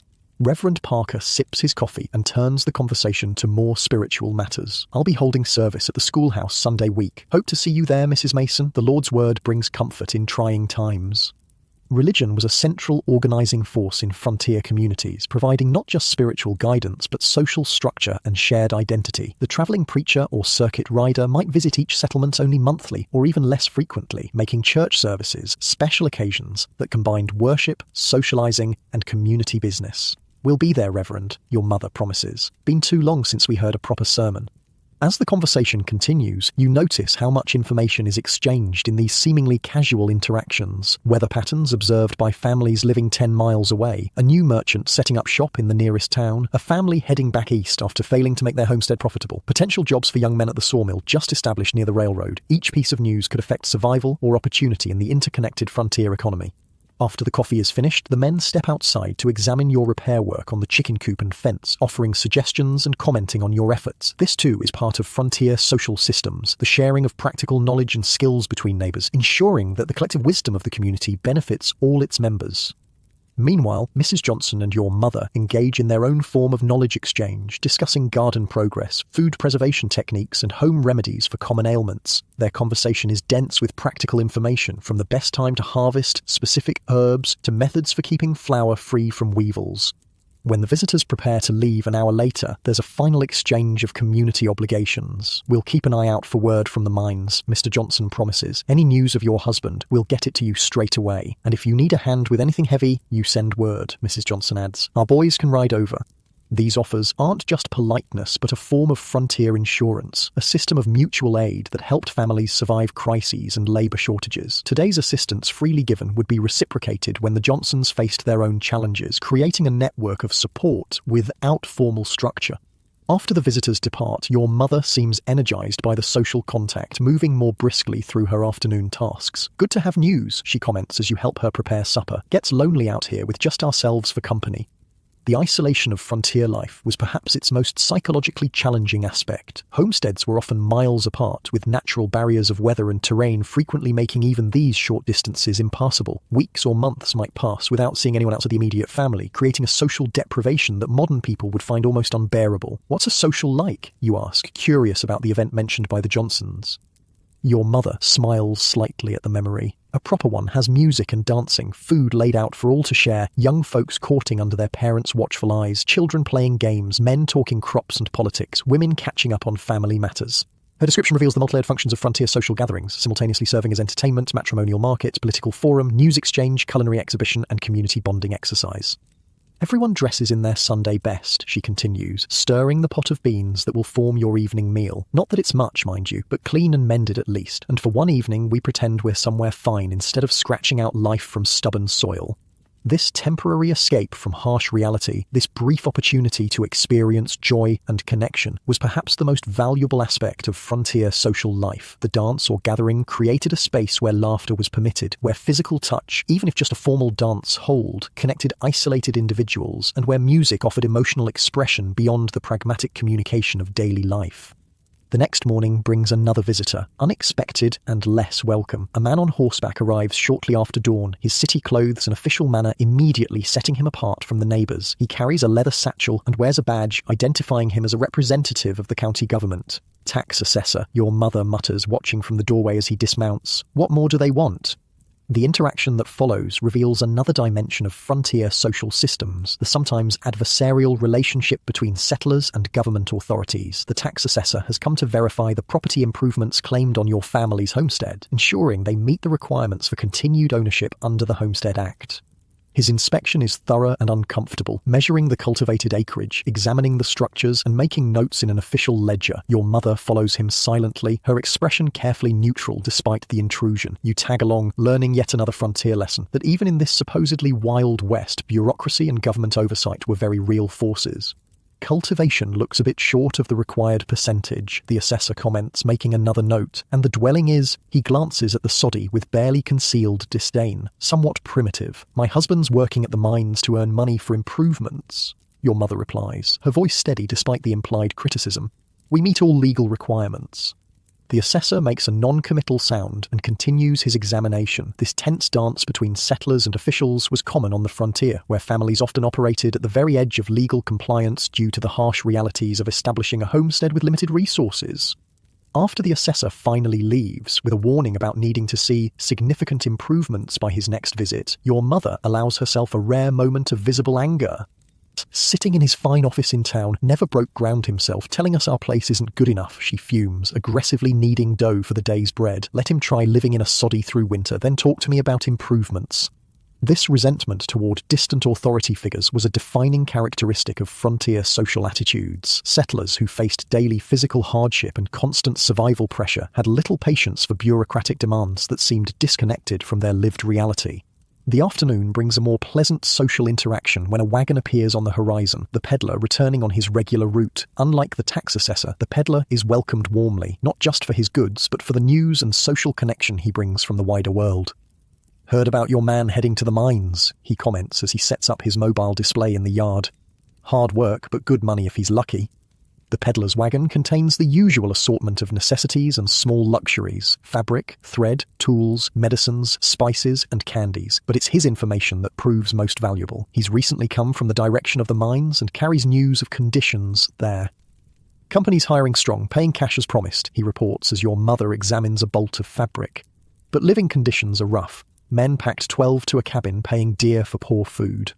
This intelligence about your father's likely situation is worth more than any goods the peddler carries. The information allows your mother to better estimate when to expect communication or return and what funds might eventually reach the homestead. The social function of the peddler extended far beyond commerce. In a world without telecommunications, these traveling merchants created connections between isolated communities, carrying news, personal messages, and cultural trends across vast distances. Any mail for the Masons? Your mother asks, hopefully. Though it's too soon for word from your father, the question reveals another aspect of frontier isolation, the hunger for communication from absent loved ones. Nothing yet, the peddler replies sympathetically, but I'll check at the post office next time through town. Should be back this way in 3 weeks or so. After some deliberation and careful counting of the few coins set aside for emergencies, your mother purchases needles, a small quantity of sugar, and, somewhat surprisingly, a newspaper printed in the territorial capital. Though several weeks old, the paper represents a rare connection to the wider world and its politics. That evening, by lamplight, your mother reads selected articles aloud, news of congressional debates, railroad expansions, Indian treaties, and territorial disputes. The information might seem abstract given your immediate survival concerns, but frontier settlers understood that distant political decisions could directly impact their lives through land policies, military deployments, or economic regulations. Says here they're considering closing the land office in Jefferson County, she notes with concern, would mean a 100-mile journey to file paperwork instead of 40. This practical interest in seemingly distant affairs reveals the sophisticated political awareness many frontier people maintained despite their isolation. Their vulnerability to policy changes made them avid consumers of political news when available, with strong opinions on issues affecting their precarious existence. The next day brings yet another dimension of frontier social life when a group of Native Americans appears at the edge of your property. Your mother spots them first as she hangs laundry to dry. Pawnee, she identifies them, her voice low but not particularly alarmed. Probably looking to trade. The small group, 3 men and 2 women, approaches cautiously, stopping at a respectful distance from the soddy. One man steps forward, holding up an item that appears to be a tanned animal hide. Get the cornmeal, your mother instructs you, and some of those metal buttons from the sewing box. The interaction that follows defies the simplistic cowboys versus Indians narrative of Hollywood westerns. The trade is conducted with minimal verbal communication but mutual respect, each side examining the offered goods carefully before agreeing to exchange. The buckskin the Pawnee offer is soft and beautifully tanned, far superior to anything your family could produce. In return, your mother provides cornmeal, buttons, and a small knife she retrieves from a hidden location after careful consideration. There's wariness on both sides, but also practiced courtesy. Neither party attempts to cheat the other, understanding that fair trading relationships were valuable in the isolated frontier environment where both settlers and indigenous people faced common challenges of survival. After the trade concludes, the leader of the Pawnee group gestures toward the creek that runs through your property, making a drinking motion and then a negative gesture. He's warning us about the water, your mother interprets, nodding her understanding to the man. Guess that confirms what we suspected about contamination upstream. This exchange of potentially life-saving information exemplifies the complex relationship between settlers and Native Americans on the frontier. While conflicts certainly occurred, pragmatic cooperation was also common, with both groups recognizing the practical value of peaceful coexistence and knowledge sharing. After the Pawnee depart, your mother carefully wraps the buckskin and stores it inside the soddy. Good trade, she comments. This will make fine moccasins for winter, much warmer than those store boots that never fit right. The acquisition represents more than just practical value. It's a form of frontier wealth accumulation, storing resources against future needs. In a world without banks or reliable currency, physical goods with utility served as both savings and insurance. As evening approaches, another social dimension of frontier life emerges when your mother suggests a visit to check on Martha, the healer who helped at the barn raising. Been thinking about that coughing girl, she explains as you saddle the family's remaining horse. And Martha might have letters or news from town. The journey to Martha's homestead takes nearly an hour, following faint trails across the prairie. The homestead itself is modest, but better established than yours, with a small wooden house instead of a soddy, a well-tended garden, and several outbuildings, including what appears to be a dedicated medical space. Martha welcomes you with the automatic hospitality of frontier culture, immediately offering food and asking after your father. The social call quickly reveals its multiple purposes, checking on a neighbor, seeking medical advice, exchanging news, and strengthening community bonds. As the women talk, you observe Martha's home and are struck by the evidence of her unique social position. Unlike most frontier women, who were primarily defined by their roles as wives and mothers, Martha appears to be unmarried, but respected for her specialized knowledge. Her cabin contains books, a rarity on the frontier, and shelves of labeled containers holding herbs, powders, and medical preparations. "How's the Miller girl?" your mother asks, after preliminary pleasantries. Martha's expression grows somber. Failing, I'm afraid. Consumption's deep in her lungs now. Families talking about sending her to Colorado. The mountain air sometimes helps. This potential journey for treatment represents another aspect of frontier healthcare, the desperate measures families would take when local options were exhausted. The cost of sending a sick family member hundreds of miles to a different climate was enormous, both financially and emotionally. Yet, the alternative was watching them slowly die without intervention. As darkness approaches, your mother prepares to leave, having accomplished her multiple social aims, confirming Martha's assessment of the Miller girl's condition, sharing information about the Pawnee traders and their warning about the creek water, and subtly ensuring that Martha knows your household might need extra attention during your father's absence. The ride home through deepening twilight becomes its own lesson in frontier social awareness. Your mother points out distant lights, other homesteads scattered across the prairie, each representing a family engaged in the same struggle for survival. Johnson Place there, she indicates a faint glow to the northwest, and that's the Petersons beyond, can just make out the Williamsons' place on that far rise. This mental mapping of neighbours, knowing exactly who lived where, even miles distant, was crucial to frontier social functioning. In emergencies, knowing which direction to send for help could mean the difference between survival and disaster. Back at your soddy, preparing for sleep after the long day, your mother reflects on the various social interactions you've experienced. Community keeps you alive out here, she observes, banking the cookstove fire for the night. Can't make it alone, no matter what those dime novels back east might say about lone heroes of the frontier. This fundamental truth that survival depended on complex social networks rather than individual prowess contradicts the mythic individualism often associated with the Wild West. The reality was a sophisticated system of mutual support, information exchange, and shared resources that helped settlers weather crises no single family could overcome alone. The next day brings another dimension of frontier social life with the arrival of a young boy on a winded horse. He can't be more than 12, but he's clearly ridden hard with an important message. Ma says come quick, he pants, hardly dismounting before delivering his news. Baby's come in early and she's having a hard time. Your mother moves with practiced efficiency, gathering clean cloths, her small collection of medical supplies, and a jar of something preserved. Within minutes, she's saddled the horse and is prepared to leave. It's the Thompsons' fourth, she explains as she mounts.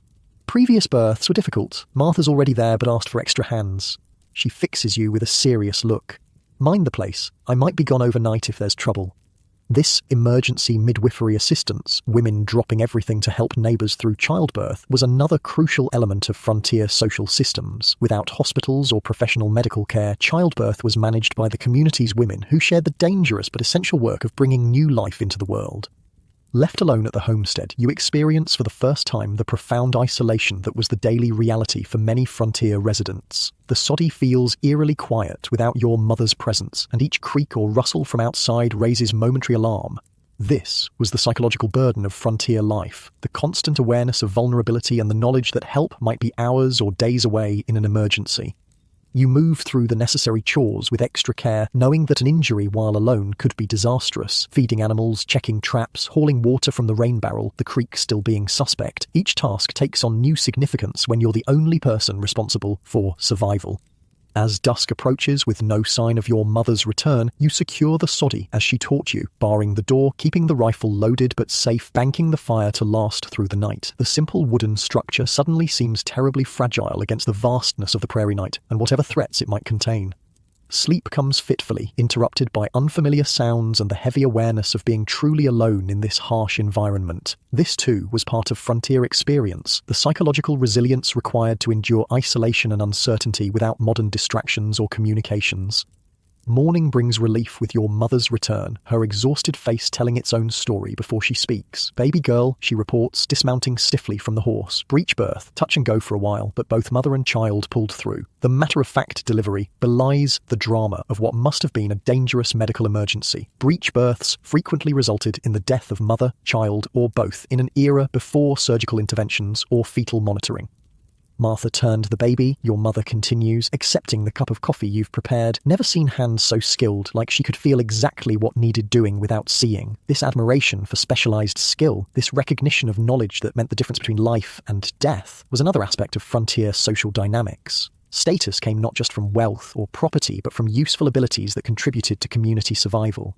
After resting briefly, your mother returns to normal chores, the childbirth emergency already categorized as just another aspect of frontier social obligation. This matter-of-fact approach to critical events, this lack of dramatization or extended processing, characterized the frontier mentality of handling what came and moving forward. Days pass in the established rhythm of work and occasional social contact. A neighbouring farmer stops by to offer excess seed potatoes. The peddler passes through again, this time carrying a letter from your father, brief but reassuring, reporting his safe arrival at the mines and promising to send money when possible. Martha visits to share medicinal plants she's gathered, taking time to teach you both their preparation and use. Each interaction reinforces the complex social web that made frontier survival possible. No homestead was truly self-sufficient. All depended on the exchange of goods, labour, knowledge and support that defined frontier community despite the physical distances separating households. 2 weeks after your father's departure, the promised social gathering at the Miller farm finally arrives. Your mother approaches the event with unusual attention to appearance, brushing her hair with special care and putting on a clean dress kept specifically for such occasions. Not much for finery, she acknowledges, noticing your observation of these preparations. But a social's one time to remember we're more than just work animals. The miller's completed barn has been transformed for the event, with lanterns hanging from rafters, hay bales arranged as seating, and a cleared area for dancing. A table holds contributions from attending families, pies, cakes, preserves, and roasted meats, representing the best each household could offer. The gathering includes nearly every family within a 20-mile radius, creating a crowd that would seem modest by modern standards but represents an extraordinary concentration of humanity in the sparsely populated frontier. Children run and play in groups, teenagers eye each other with shy interest from opposite sides of the barn, and adults catch up on months of news and developments.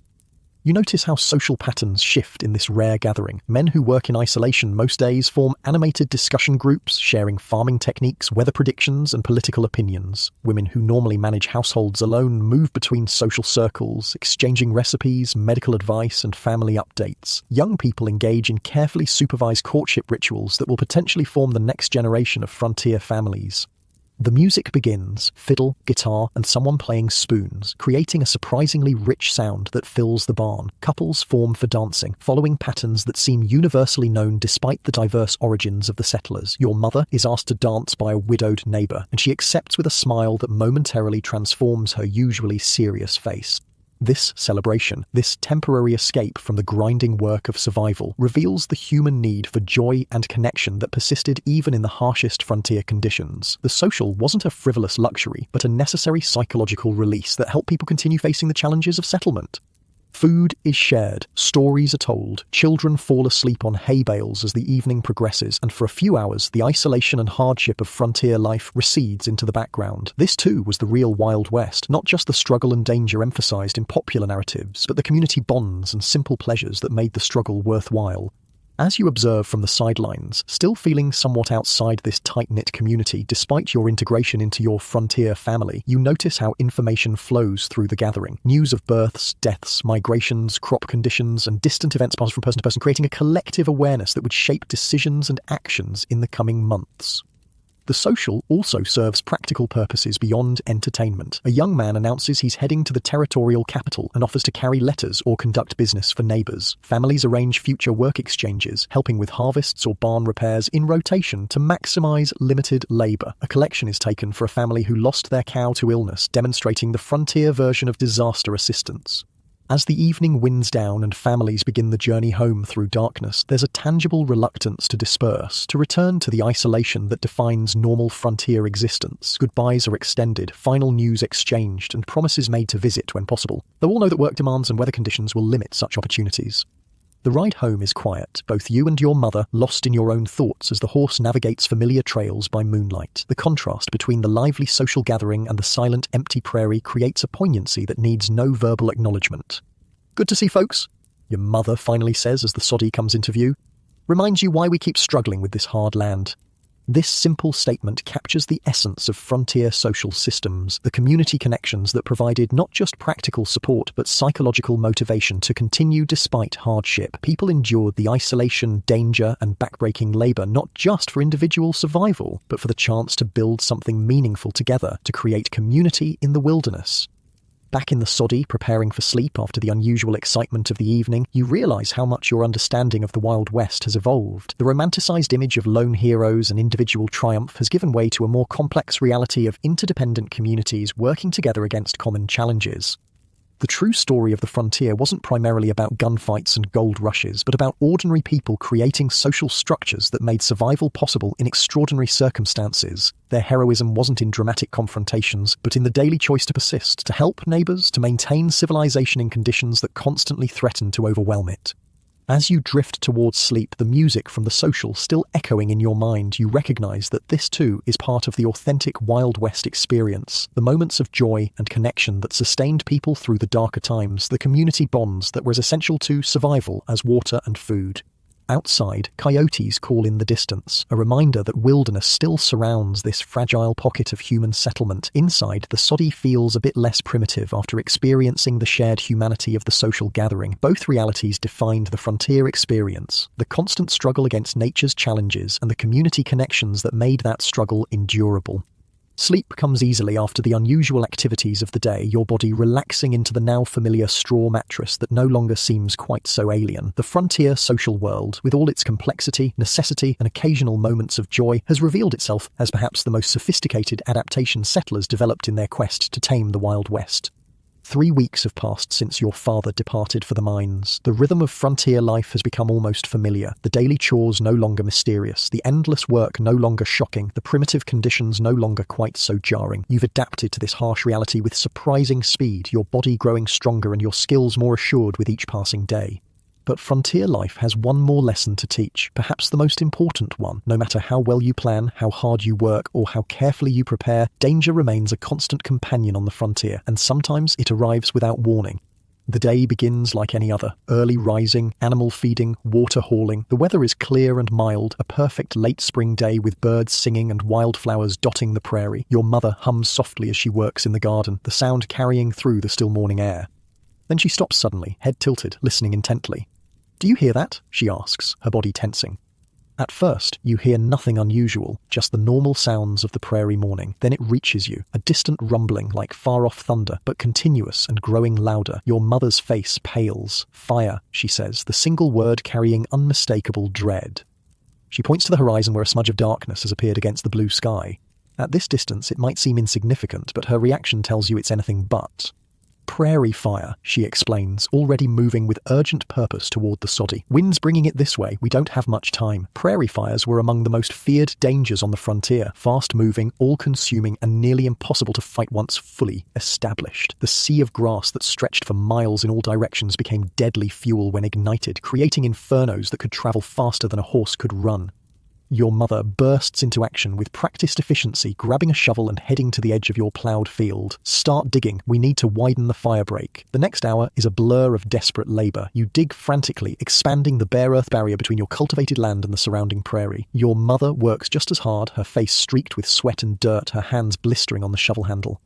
The smoke grows thicker, the rumbling louder. Occasionally you glance up to see the dark cloud expanding across the horizon, advancing with terrifying speed. The smell reaches you now, burning grass and earth carried on a wind that's beginning to gust ominously.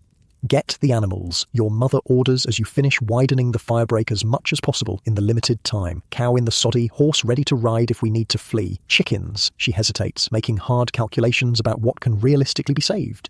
"Chickens, we'll have to take their chances in the coop." This triage, this brutal assessment of what can be saved and what must be sacrificed, was a common feature of frontier emergencies. With limited resources and time, difficult choices had to be made instantly, with potential survival hanging in the balance. You lead the cow into the soddy, the animal sensing danger and resisting initially before allowing itself to be guided inside. The horse is saddled and tied near the door, ready for quick departure if the firebreak fails to hold. Your mother, meanwhile, has been soaking blankets and burlap sacks in precious water from the rain barrel. "For beating out sparks," she explains, handing you a dripping cloth. "Stay vigilant. One ember can set everything ablaze." The fire is visible now, a line of flames at the distant edge of the prairie, advancing like an army toward your vulnerable homestead. The roar has grown to a constant thunder, punctuated by crackles and pops as the fire devours everything in its path. Animals flee before it. Rabbits, ground squirrels, even a few deer racing past your property without sparing a glance for the humans they normally avoid. Birds circle overhead, displaced from nests and perches by the advancing inferno. If it jumps the fire break, your mother shouts over the increasing roar, we take the horse and head for the creek. It's our only chance. The unspoken reality hangs between you. That would mean abandoning everything else to the flames. The soddy might survive with its earthen construction, but all other structures, crops and animals would be lost, months or years of work destroyed in minutes. As the fire draws closer, you can feel its heat on your face despite the distance still separating you. The sky has darkened with smoke, creating an eerie twilight in what should be mid-morning. Ash begins to fall like grey snow, coating everything with a powdery film. Here it comes. Your mother says grimly, gripping her wet sack tighter. Stay ready. The fire hits the edge of your firebreak with frightening intensity, flames leaping higher than you imagined possible. The heat becomes nearly unbearable, forcing you to step back despite the need to remain vigilant for crossing sparks. For endless minutes, you watch as the fire burns along the boundary of your land, seeking any opportunity to cross. Occasionally, a burning ember flies across on the wind, and you or your mother rush to beat it out before it can ignite the dry grass on your side of the break.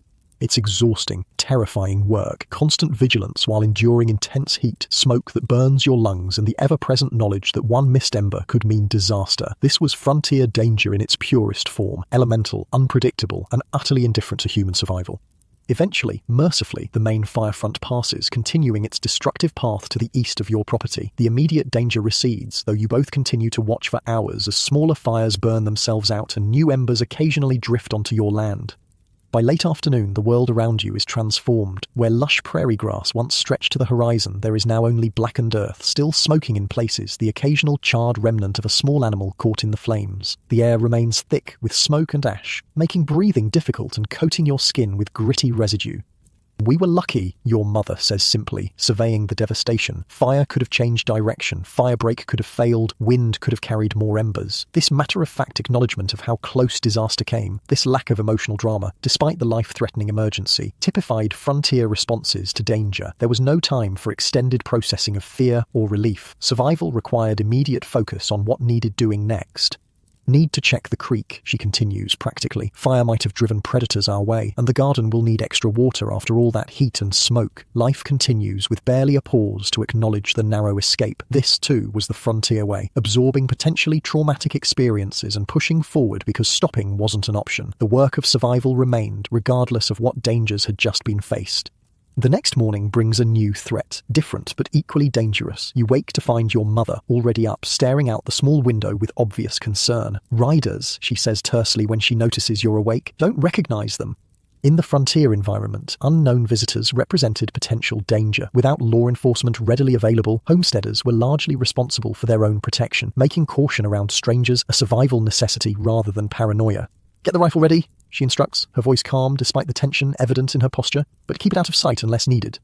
The weapon is brought out from its hiding place and loaded efficiently. Your mother positions herself in the doorway of the soddy, greeting the approaching riders with a raised hand but maintaining her place at the threshold, neither overtly hostile nor naively welcoming.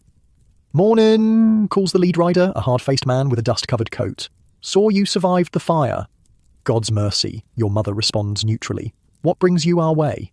"Looking for strays," the man explains, gesturing to the open range. "Fire scattered our herd. Thought some might have come this direction." The explanation is plausible. Cattle would indeed flee from a prairie fire, potentially becoming lost in the process. But something in the man's manner keeps your mother cautious, her hand never straying far from where the rifle rests just inside the door. "Haven't seen any," she responds, "but you're welcome to check our north pasture if you think they might be there." This measured hospitality, offering limited access while maintaining clear boundaries, was another frontier skill in a world where refusing aid to legitimate travelers could violate important social codes, but where vulnerability could be exploited by those with ill intent. Such careful navigation was essential. The riders confer briefly, then decline the offer. "We'll keep looking elsewhere," the leader decides, his eyes scanning your modest homestead with an intensity that seems unnecessary for someone merely seeking lost cattle. As they ride away, your mother remains in the doorway until they're well beyond your property line. Only then does she relax slightly, though the rifle stays within reach. Weren't looking for cattle, she says with certainty, more likely checking which places were left vulnerable after the fire. This frontier danger, the human predators who saw disaster as opportunity, was less dramatic than the natural threats, but often more malevolent. Without established law enforcement, isolated homesteads could become targets for those seeking to profit from others' misfortune. What would we have done if they'd tried something, you ask, the reality of your vulnerability suddenly stark. Your mother glances at the rifle. Whatever was necessary, she answers simply. Out here, sometimes it's just you standing between your family and those who take what's yours. This readiness to defend what was essential for survival, this acceptance that conflict might sometimes be unavoidable, was another aspect of frontier reality that contradicts romanticized notions of either lawless violence or peaceful settlement. Most homesteaders sought to avoid trouble but were prepared to face it when necessary. The day continues with heightened vigilance, both of you keeping watch while completing the necessary chores. By evening, no further strangers have appeared, and the tension gradually eases, though the rifle remains more accessible than before. Your pa should have been gone a month tomorrow, your mother comments as you share a simple supper of beans and cornbread. If all's gone well, might get word from him soon. The uncertainty surrounding your father's fate, the complete lack of information about his safety or progress, was yet another burden of frontier life. Without regular communication, families lived with constant uncertainty about absent members, never knowing if silence meant merely distance or something more tragic. That night, a new danger arrives, one that demonstrates the frontier's capacity to threaten from unexpected directions. You wake to the sound of your mother coughing violently, her breathing laboured and raspy in the darkness. Just the smoke, she manages between coughs. Got into my lungs yesterday. By morning, her condition has worsened. Fever now accompanies the cough, and her normally strong, capable body seems diminished, huddled under a blanket despite the mild temperature. This too was a frontier reality, how quickly illness could transform strength to weakness. How vulnerable even the most resilient became when health failed. Need to get Martha, she instructs, her voice barely above a whisper. Take the horse. Bring her back if she can come. The responsibility falls entirely to you, riding alone across partially burned prairie to seek help, leaving your mother vulnerable in the soddy, navigating without guidance to Martha's homestead. This sudden role reversal, from dependent to provider, was another common frontier experience where circumstances often forced people into responsibilities beyond their preparation or preference. The ride to Martha's seems longer than before, each landmark less certain without your mother's guidance. When you finally arrive, the frontier healer takes one look at your worried face and begins gathering supplies without needing explanation. Your ma's sick, she confirms, packing herbs and tinctures into a bag. You explain the symptoms, the coughing, the fever, the weakness, and Martha nods grimly. Smoke sickness, she diagnoses. Seen it before after big fires, can turn to pneumonia if not treated. The return journey feels both urgent and painfully slow, your anxiety growing with each passing minute. This too was the frontier experience, the terrible knowledge that time could mean the difference between recovery and disaster, coupled with the inability to move faster than animal power allowed. Martha takes charge immediately upon arrival, her experienced hands examining your mother with gentle efficiency. Various treatments are applied, herbal teas, chest poultices, steam inhalations, using techniques refined through generations of frontier medicine. She needs watching, Martha tells you after the initial treatments. Day and night for a while. I'll stay today, but you'll need to manage after that. This transfer of medical knowledge, this crash course in necessary care, was another aspect of frontier healthcare. With professional help limited or absent, ordinary people became caregivers by necessity, learning essential skills through direct instruction during crisis. For the next several days, your role transforms entirely. Now you are provider, protector, and nurse, handling all homestead chores while also caring for your mother through feverish nights and painful coughing spells. The experience ages you somehow, responsibility weighing heavier than physical labor ever could. Slowly, incrementally, your mother begins to improve. The fever breaks, the coughing grows less severe, strength gradually returns. But the illness has taken a toll, leaving her thinner and more fragile than before, temporarily unable to manage the physical demands of frontier life. You've done well, she tells you one evening, watching as you complete chores that would have been hers just days ago. Couldn't have managed without you. This acknowledgement, this recognition of your essential contribution to survival, carries a significance beyond simple gratitude. It represents your integration into the frontier system, your transformation from observer to participant in the complex dance of mutual dependence that defines settlement life. As your mother continues to recover, another potential danger appears on the horizon, quite literally. Dark clouds build in the west, towering and ominous against the setting sun. The air grows strangely still, with an oppressive quality that makes breathing feel laboured. Storm coming. Your mother observes from where she sits near the door, still too weak for full activity but alert to environmental threats. Bad one, from the look of those clouds. Weather represented one of the frontier's most unpredictable dangers, capable of destroying crops, damaging structures, injuring or killing people and livestock, all without warning or recourse. Without modern forecasting, settlers relied on observation and experience to anticipate threats, but often had little time to prepare. Get everything secured, she instructs. Animals in the barn, water buckets filled, anything that can blow away tied down or brought inside. You work quickly as darkness falls, the approaching storm adding urgency to your movements. The air has taken on a greenish tinge that your mother watches with visible concern from the doorway. Could be a twister in those clouds, she warns. If you hear a sound like a train or see a funnel, get to the root cellar immediately. Don't wait for me. I'll make my own way if needed. This calculation, this prioritization of your safety over hers, reveals another aspect of frontier values. Survival of the young, those who could carry on if others fell, often took precedence over individual safety in emergency planning. The storm hits with surprising suddenness. One moment relative calm, the next a fury of wind and rain lashing the soddy with incredible force. The structure shudders under the assault, dirt crumbling from the walls and roof with each powerful gust. Lightning illuminates the interior in brief, blinding flashes, followed by thunder so powerful it seems to shake the very ground. Rain finds every weakness in the sod roof, creating streams that quickly turn portions of the dirt floor to mud. Get the bedding up, your mother directs, pointing to where water is beginning to pool near the sleeping areas, and put the pan there to catch that worst leak. The night becomes an exercise in constant adaptation, moving containers to catch new leaks, wiping away mud that threatens to infiltrate food stores, reinforcing the door when wind threatens to tear it from its hinges. This dynamic response to crisis, this continuous adjustment to changing threats, characterized frontier resilience at its most fundamental level. Hours pass with no diminishment in the storm's intensity. The soddy, so solid-seeming in fair weather, reveals its vulnerability to nature's fury. Yet it stands, its earthen mass absorbing punishment that would have destroyed flimsier structures. This is why we build with sod first, your mother explains during a brief lull in the thunderclaps. Wood house would look prettier, but might not survive a night like this.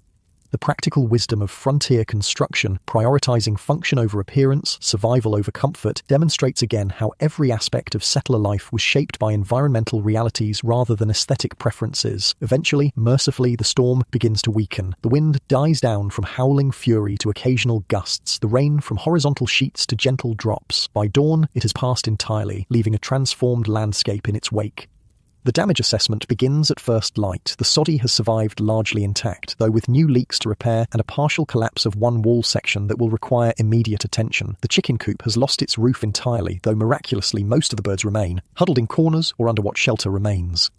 The garden has been flattened, tender plants beaten into the mud by rain and hail. The crops in the field show similar damage, though your mother offers hope that some might recover if weather improves in the coming weeks. Could have been worse, is her measured assessment as you complete the survey. No tornado, barn still standing, animals alive.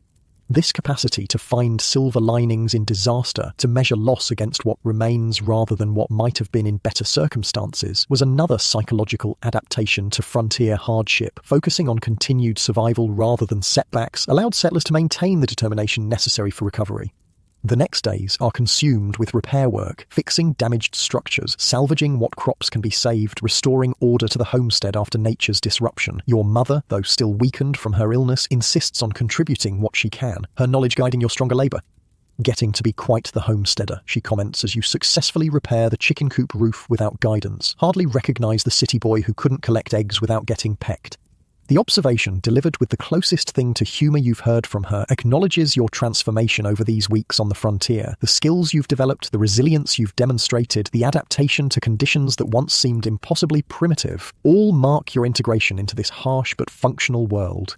A week after the storm, as life has begun returning to its normal rhythm, a distant figure appears on the eastern horizon, a single rider approaching slowly along the faint trail that connects to the main road.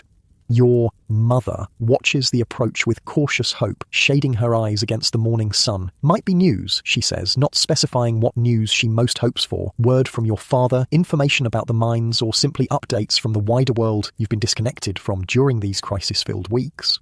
As the rider draws closer, her posture changes, tension visibly leaving her body. It's Thomas, she identifies your neighbour, the gaunt man who traded butter for eggs weeks earlier. Looks like he's coming from town. Thomas brings multiple forms of news, letters that arrived at the general store for local families, updates on market prices for crops and livestock, reports of events in the territorial capital, and most significantly for your household, information about the mining operation where your father works. Company's still hiring, he reports as he accepts the coffee your mother offers. Paying as promised too, which isn't always the case. No major accidents reported last couple weeks. This indirect reassurance, this absence of bad news rather than confirmation of good, was often the best information frontier families could hope for regarding absent members. Without direct communication, no news became good news by default, allowing for cautious optimism rather than constant worry. Thomas also brings word of other dangers that have emerged in recent weeks: a band of horse thieves operating near the territorial border, a dispute between cattle ranchers and farmers turning violent 30 miles north, an outbreak of measles in the nearest town. Each threat represents another facet of frontier danger: human malice, conflict over resources, disease in population centres. None directly impacts your homestead at present, but all serve as reminders of the varied ways security could be undermined in this precarious environment. Before departing, Thomas delivers one final piece of news that brings genuine relief. Railroad companies sending engineers to check the water quality along the creek. Seems there were complaints about mine tailings contamination all through the valley. This rare instance of outside intervention, of authority addressing a common threat that individual settlers couldn't manage alone, represents the gradual transition from pure frontier self-reliance to more organised governance that characterised the West's development over time. As Thomas rides away, your mother seems momentarily lighter, buoyed by the indirect news of your father's likely safety and the potential resolution of the water contamination issue. But frontier life allows little time for extended reflection or celebration, quickly returning you both to the necessary work of survival. Garden needs replanting, she notes, already mentally calculating what seeds remain and what might still grow in the advancing season, and that wall won't fix itself. The days that follow settle into a pattern of recovery and rebuilding, repairing storm damage, replanting what was lost, adapting to changed circumstances with the resilience that defined frontier success. Your mother's health continues to improve, though the illness has left a lingering weakness that means more responsibility remains on your shoulders than before. One evening, as you sit outside the soddy watching the sunset paint the prairie in gold and crimson, your mother joins you in a rare moment of restful contemplation. "Not what you expected, is it?" she asks unexpectedly. "This life out here?" The question startles you, both in its insight into your outsider perspective and in its acknowledgement of the gap between frontier mythology and reality. For weeks you've played the role assigned to you in this strange time travel scenario, but in this moment she seems to recognise your fundamental foreignness to this world. "No," you admit honestly. "It's harder, but also, you search for the right words, more real, somehow." She nods as if this makes perfect sense. Folks back east have funny ideas about what it's like. Think it's all adventure and freedom. A rare smile briefly crosses her face. Plenty of both, I suppose, just not the kind they imagine in those novels. This self-awareness, this recognition of the gap between frontier myth and reality by those who actually lived it, offers a final lesson about the Wild West. The people who settled these lands weren't ignorant of how their experiences were being romanticized and distorted. They simply had no time or energy to correct the record when daily survival demanded everything they had. Would you choose it again? You ask, curious about how someone fully immersed in this life viewed its hardships in balance with its rewards. She considers the question seriously, looking out over the homestead that represents years of back-breaking labour, constant danger and precious little material comfort to show for it all. "Yes," she finally answers. "It's a hard life, might kill us all yet, but it's ours in a way nothing back east ever was." She gestures toward the distant horizon. "Every day we survive here, we've done it ourselves. Nobody's master but nature herself, and she's a fair boss, if a stern one, Sue. Doesn't care if you're rich or poor, just if you're smart and willing to work." This frontier philosophy, this valuing of independence and self-determination above comfort or security, helps explain why people endured such hardships willingly, even knowingly. The mythology wasn't entirely false, it simply emphasized the ideological rewards while minimizing the physical costs of frontier life. As darkness falls and the first stars appear in the deepening blue sky, you both return to the soddy, the brief moment of philosophical reflection giving way to practical concerns, securing animals for the night, banking the fire, preparing for another day of frontier survival. Later, lying on your now familiar straw mattress, listening to the night sounds that once seemed alien but now form a recognizable symphony, you reflect on all you've learned during this strange journey through time. The Wild West of reality was indeed wild, but not in the ways popular culture portrays it. The true wildness lay in nature's indifference, in the precariousness of survival, in the constant adaptation required by an environment that offered opportunity and danger in equal measure. The real heroes weren't gunslingers or outlaws, but ordinary people who faced extraordinary challenges with stubborn determination. People like your frontier mother, who endured illness, isolation, and constant hardship without surrendering to despair. People like your father, who risked dangerous work far from home to secure his family's future. People like Martha, Thomas, and the Millers, who created community in a landscape that constantly threatened to overwhelm human connection. Their stories, the true stories of the Wild West, contain less drama but more courage than the mythologized versions. They speak to fundamental human resilience, to the capacity for adaptation and endurance that allowed settlement to succeed despite overwhelming odds. As sleep begins to claim you, your body tired from another day of frontier labor but now accustomed to its demands, you find yourself grateful for this glimpse into a reality few modern people truly understand. The romanticized Wild West of movies and novels has its place in culture, but the actual lived experience, with all its harshness, complexity, and unexpected beauty, deserves equal remembrance. Outside, coyotes call to each other across the vastness of the prairie, their voices echoing under a star-filled sky unmarred by light pollution. Inside the humble soddy, two people rest in the temporary safety they've carved from a hostile environment through knowledge, labor, and sheer determination. This is the real Wild West, not a backdrop for gunfights and glory, but a testing ground for human resilience and community. Its true story isn't found in dramatic showdowns, but in the quiet heroism of daily survival against forces that would have overwhelmed any individual facing them alone. As consciousness fades, you carry this understanding with you, a perspective on history that no textbook could provide, an appreciation for the complex reality behind the simplified myths. Whatever happens tomorrow, whether you remain in this frontier world or return to your own time, this knowledge has changed you much as the frontier itself changed those who encountered it. The last sensation before sleep takes you completely is the surprising comfort of your simple straw bed, once so alien and now as familiar as the calluses on your hands or the weather awareness in your bones. Adaptation is perhaps humanity's greatest strength, the ability to find home in the most unlikely places, to create belonging in the face of constant challenge. And with that thought, you drift into dreams of both worlds, the modern comforts left behind and the frontier realities embraced, finding value and limitation in each, understanding at last that the true history of the Wild West lives in this complexity rather than in the simplified stories that would come later. This, finally, is the lesson of waking up in the Wild West, that behind every myth lies a messier, harder, more human truth waiting for those willing to look beyond the comfortable narratives to find the authentic story of how ordinary people faced extraordinary challenges, and, sometimes against all odds, prevailed. And with that, close your eyes and drift off to sleep, carrying with you the true spirit of the frontier, not in gunsmoke and glory, but in the quiet courage of those who built America one difficult day at a time, finding strength in community, purpose in struggle, and occasionally joy in the wild beauty of a world not yet tamed.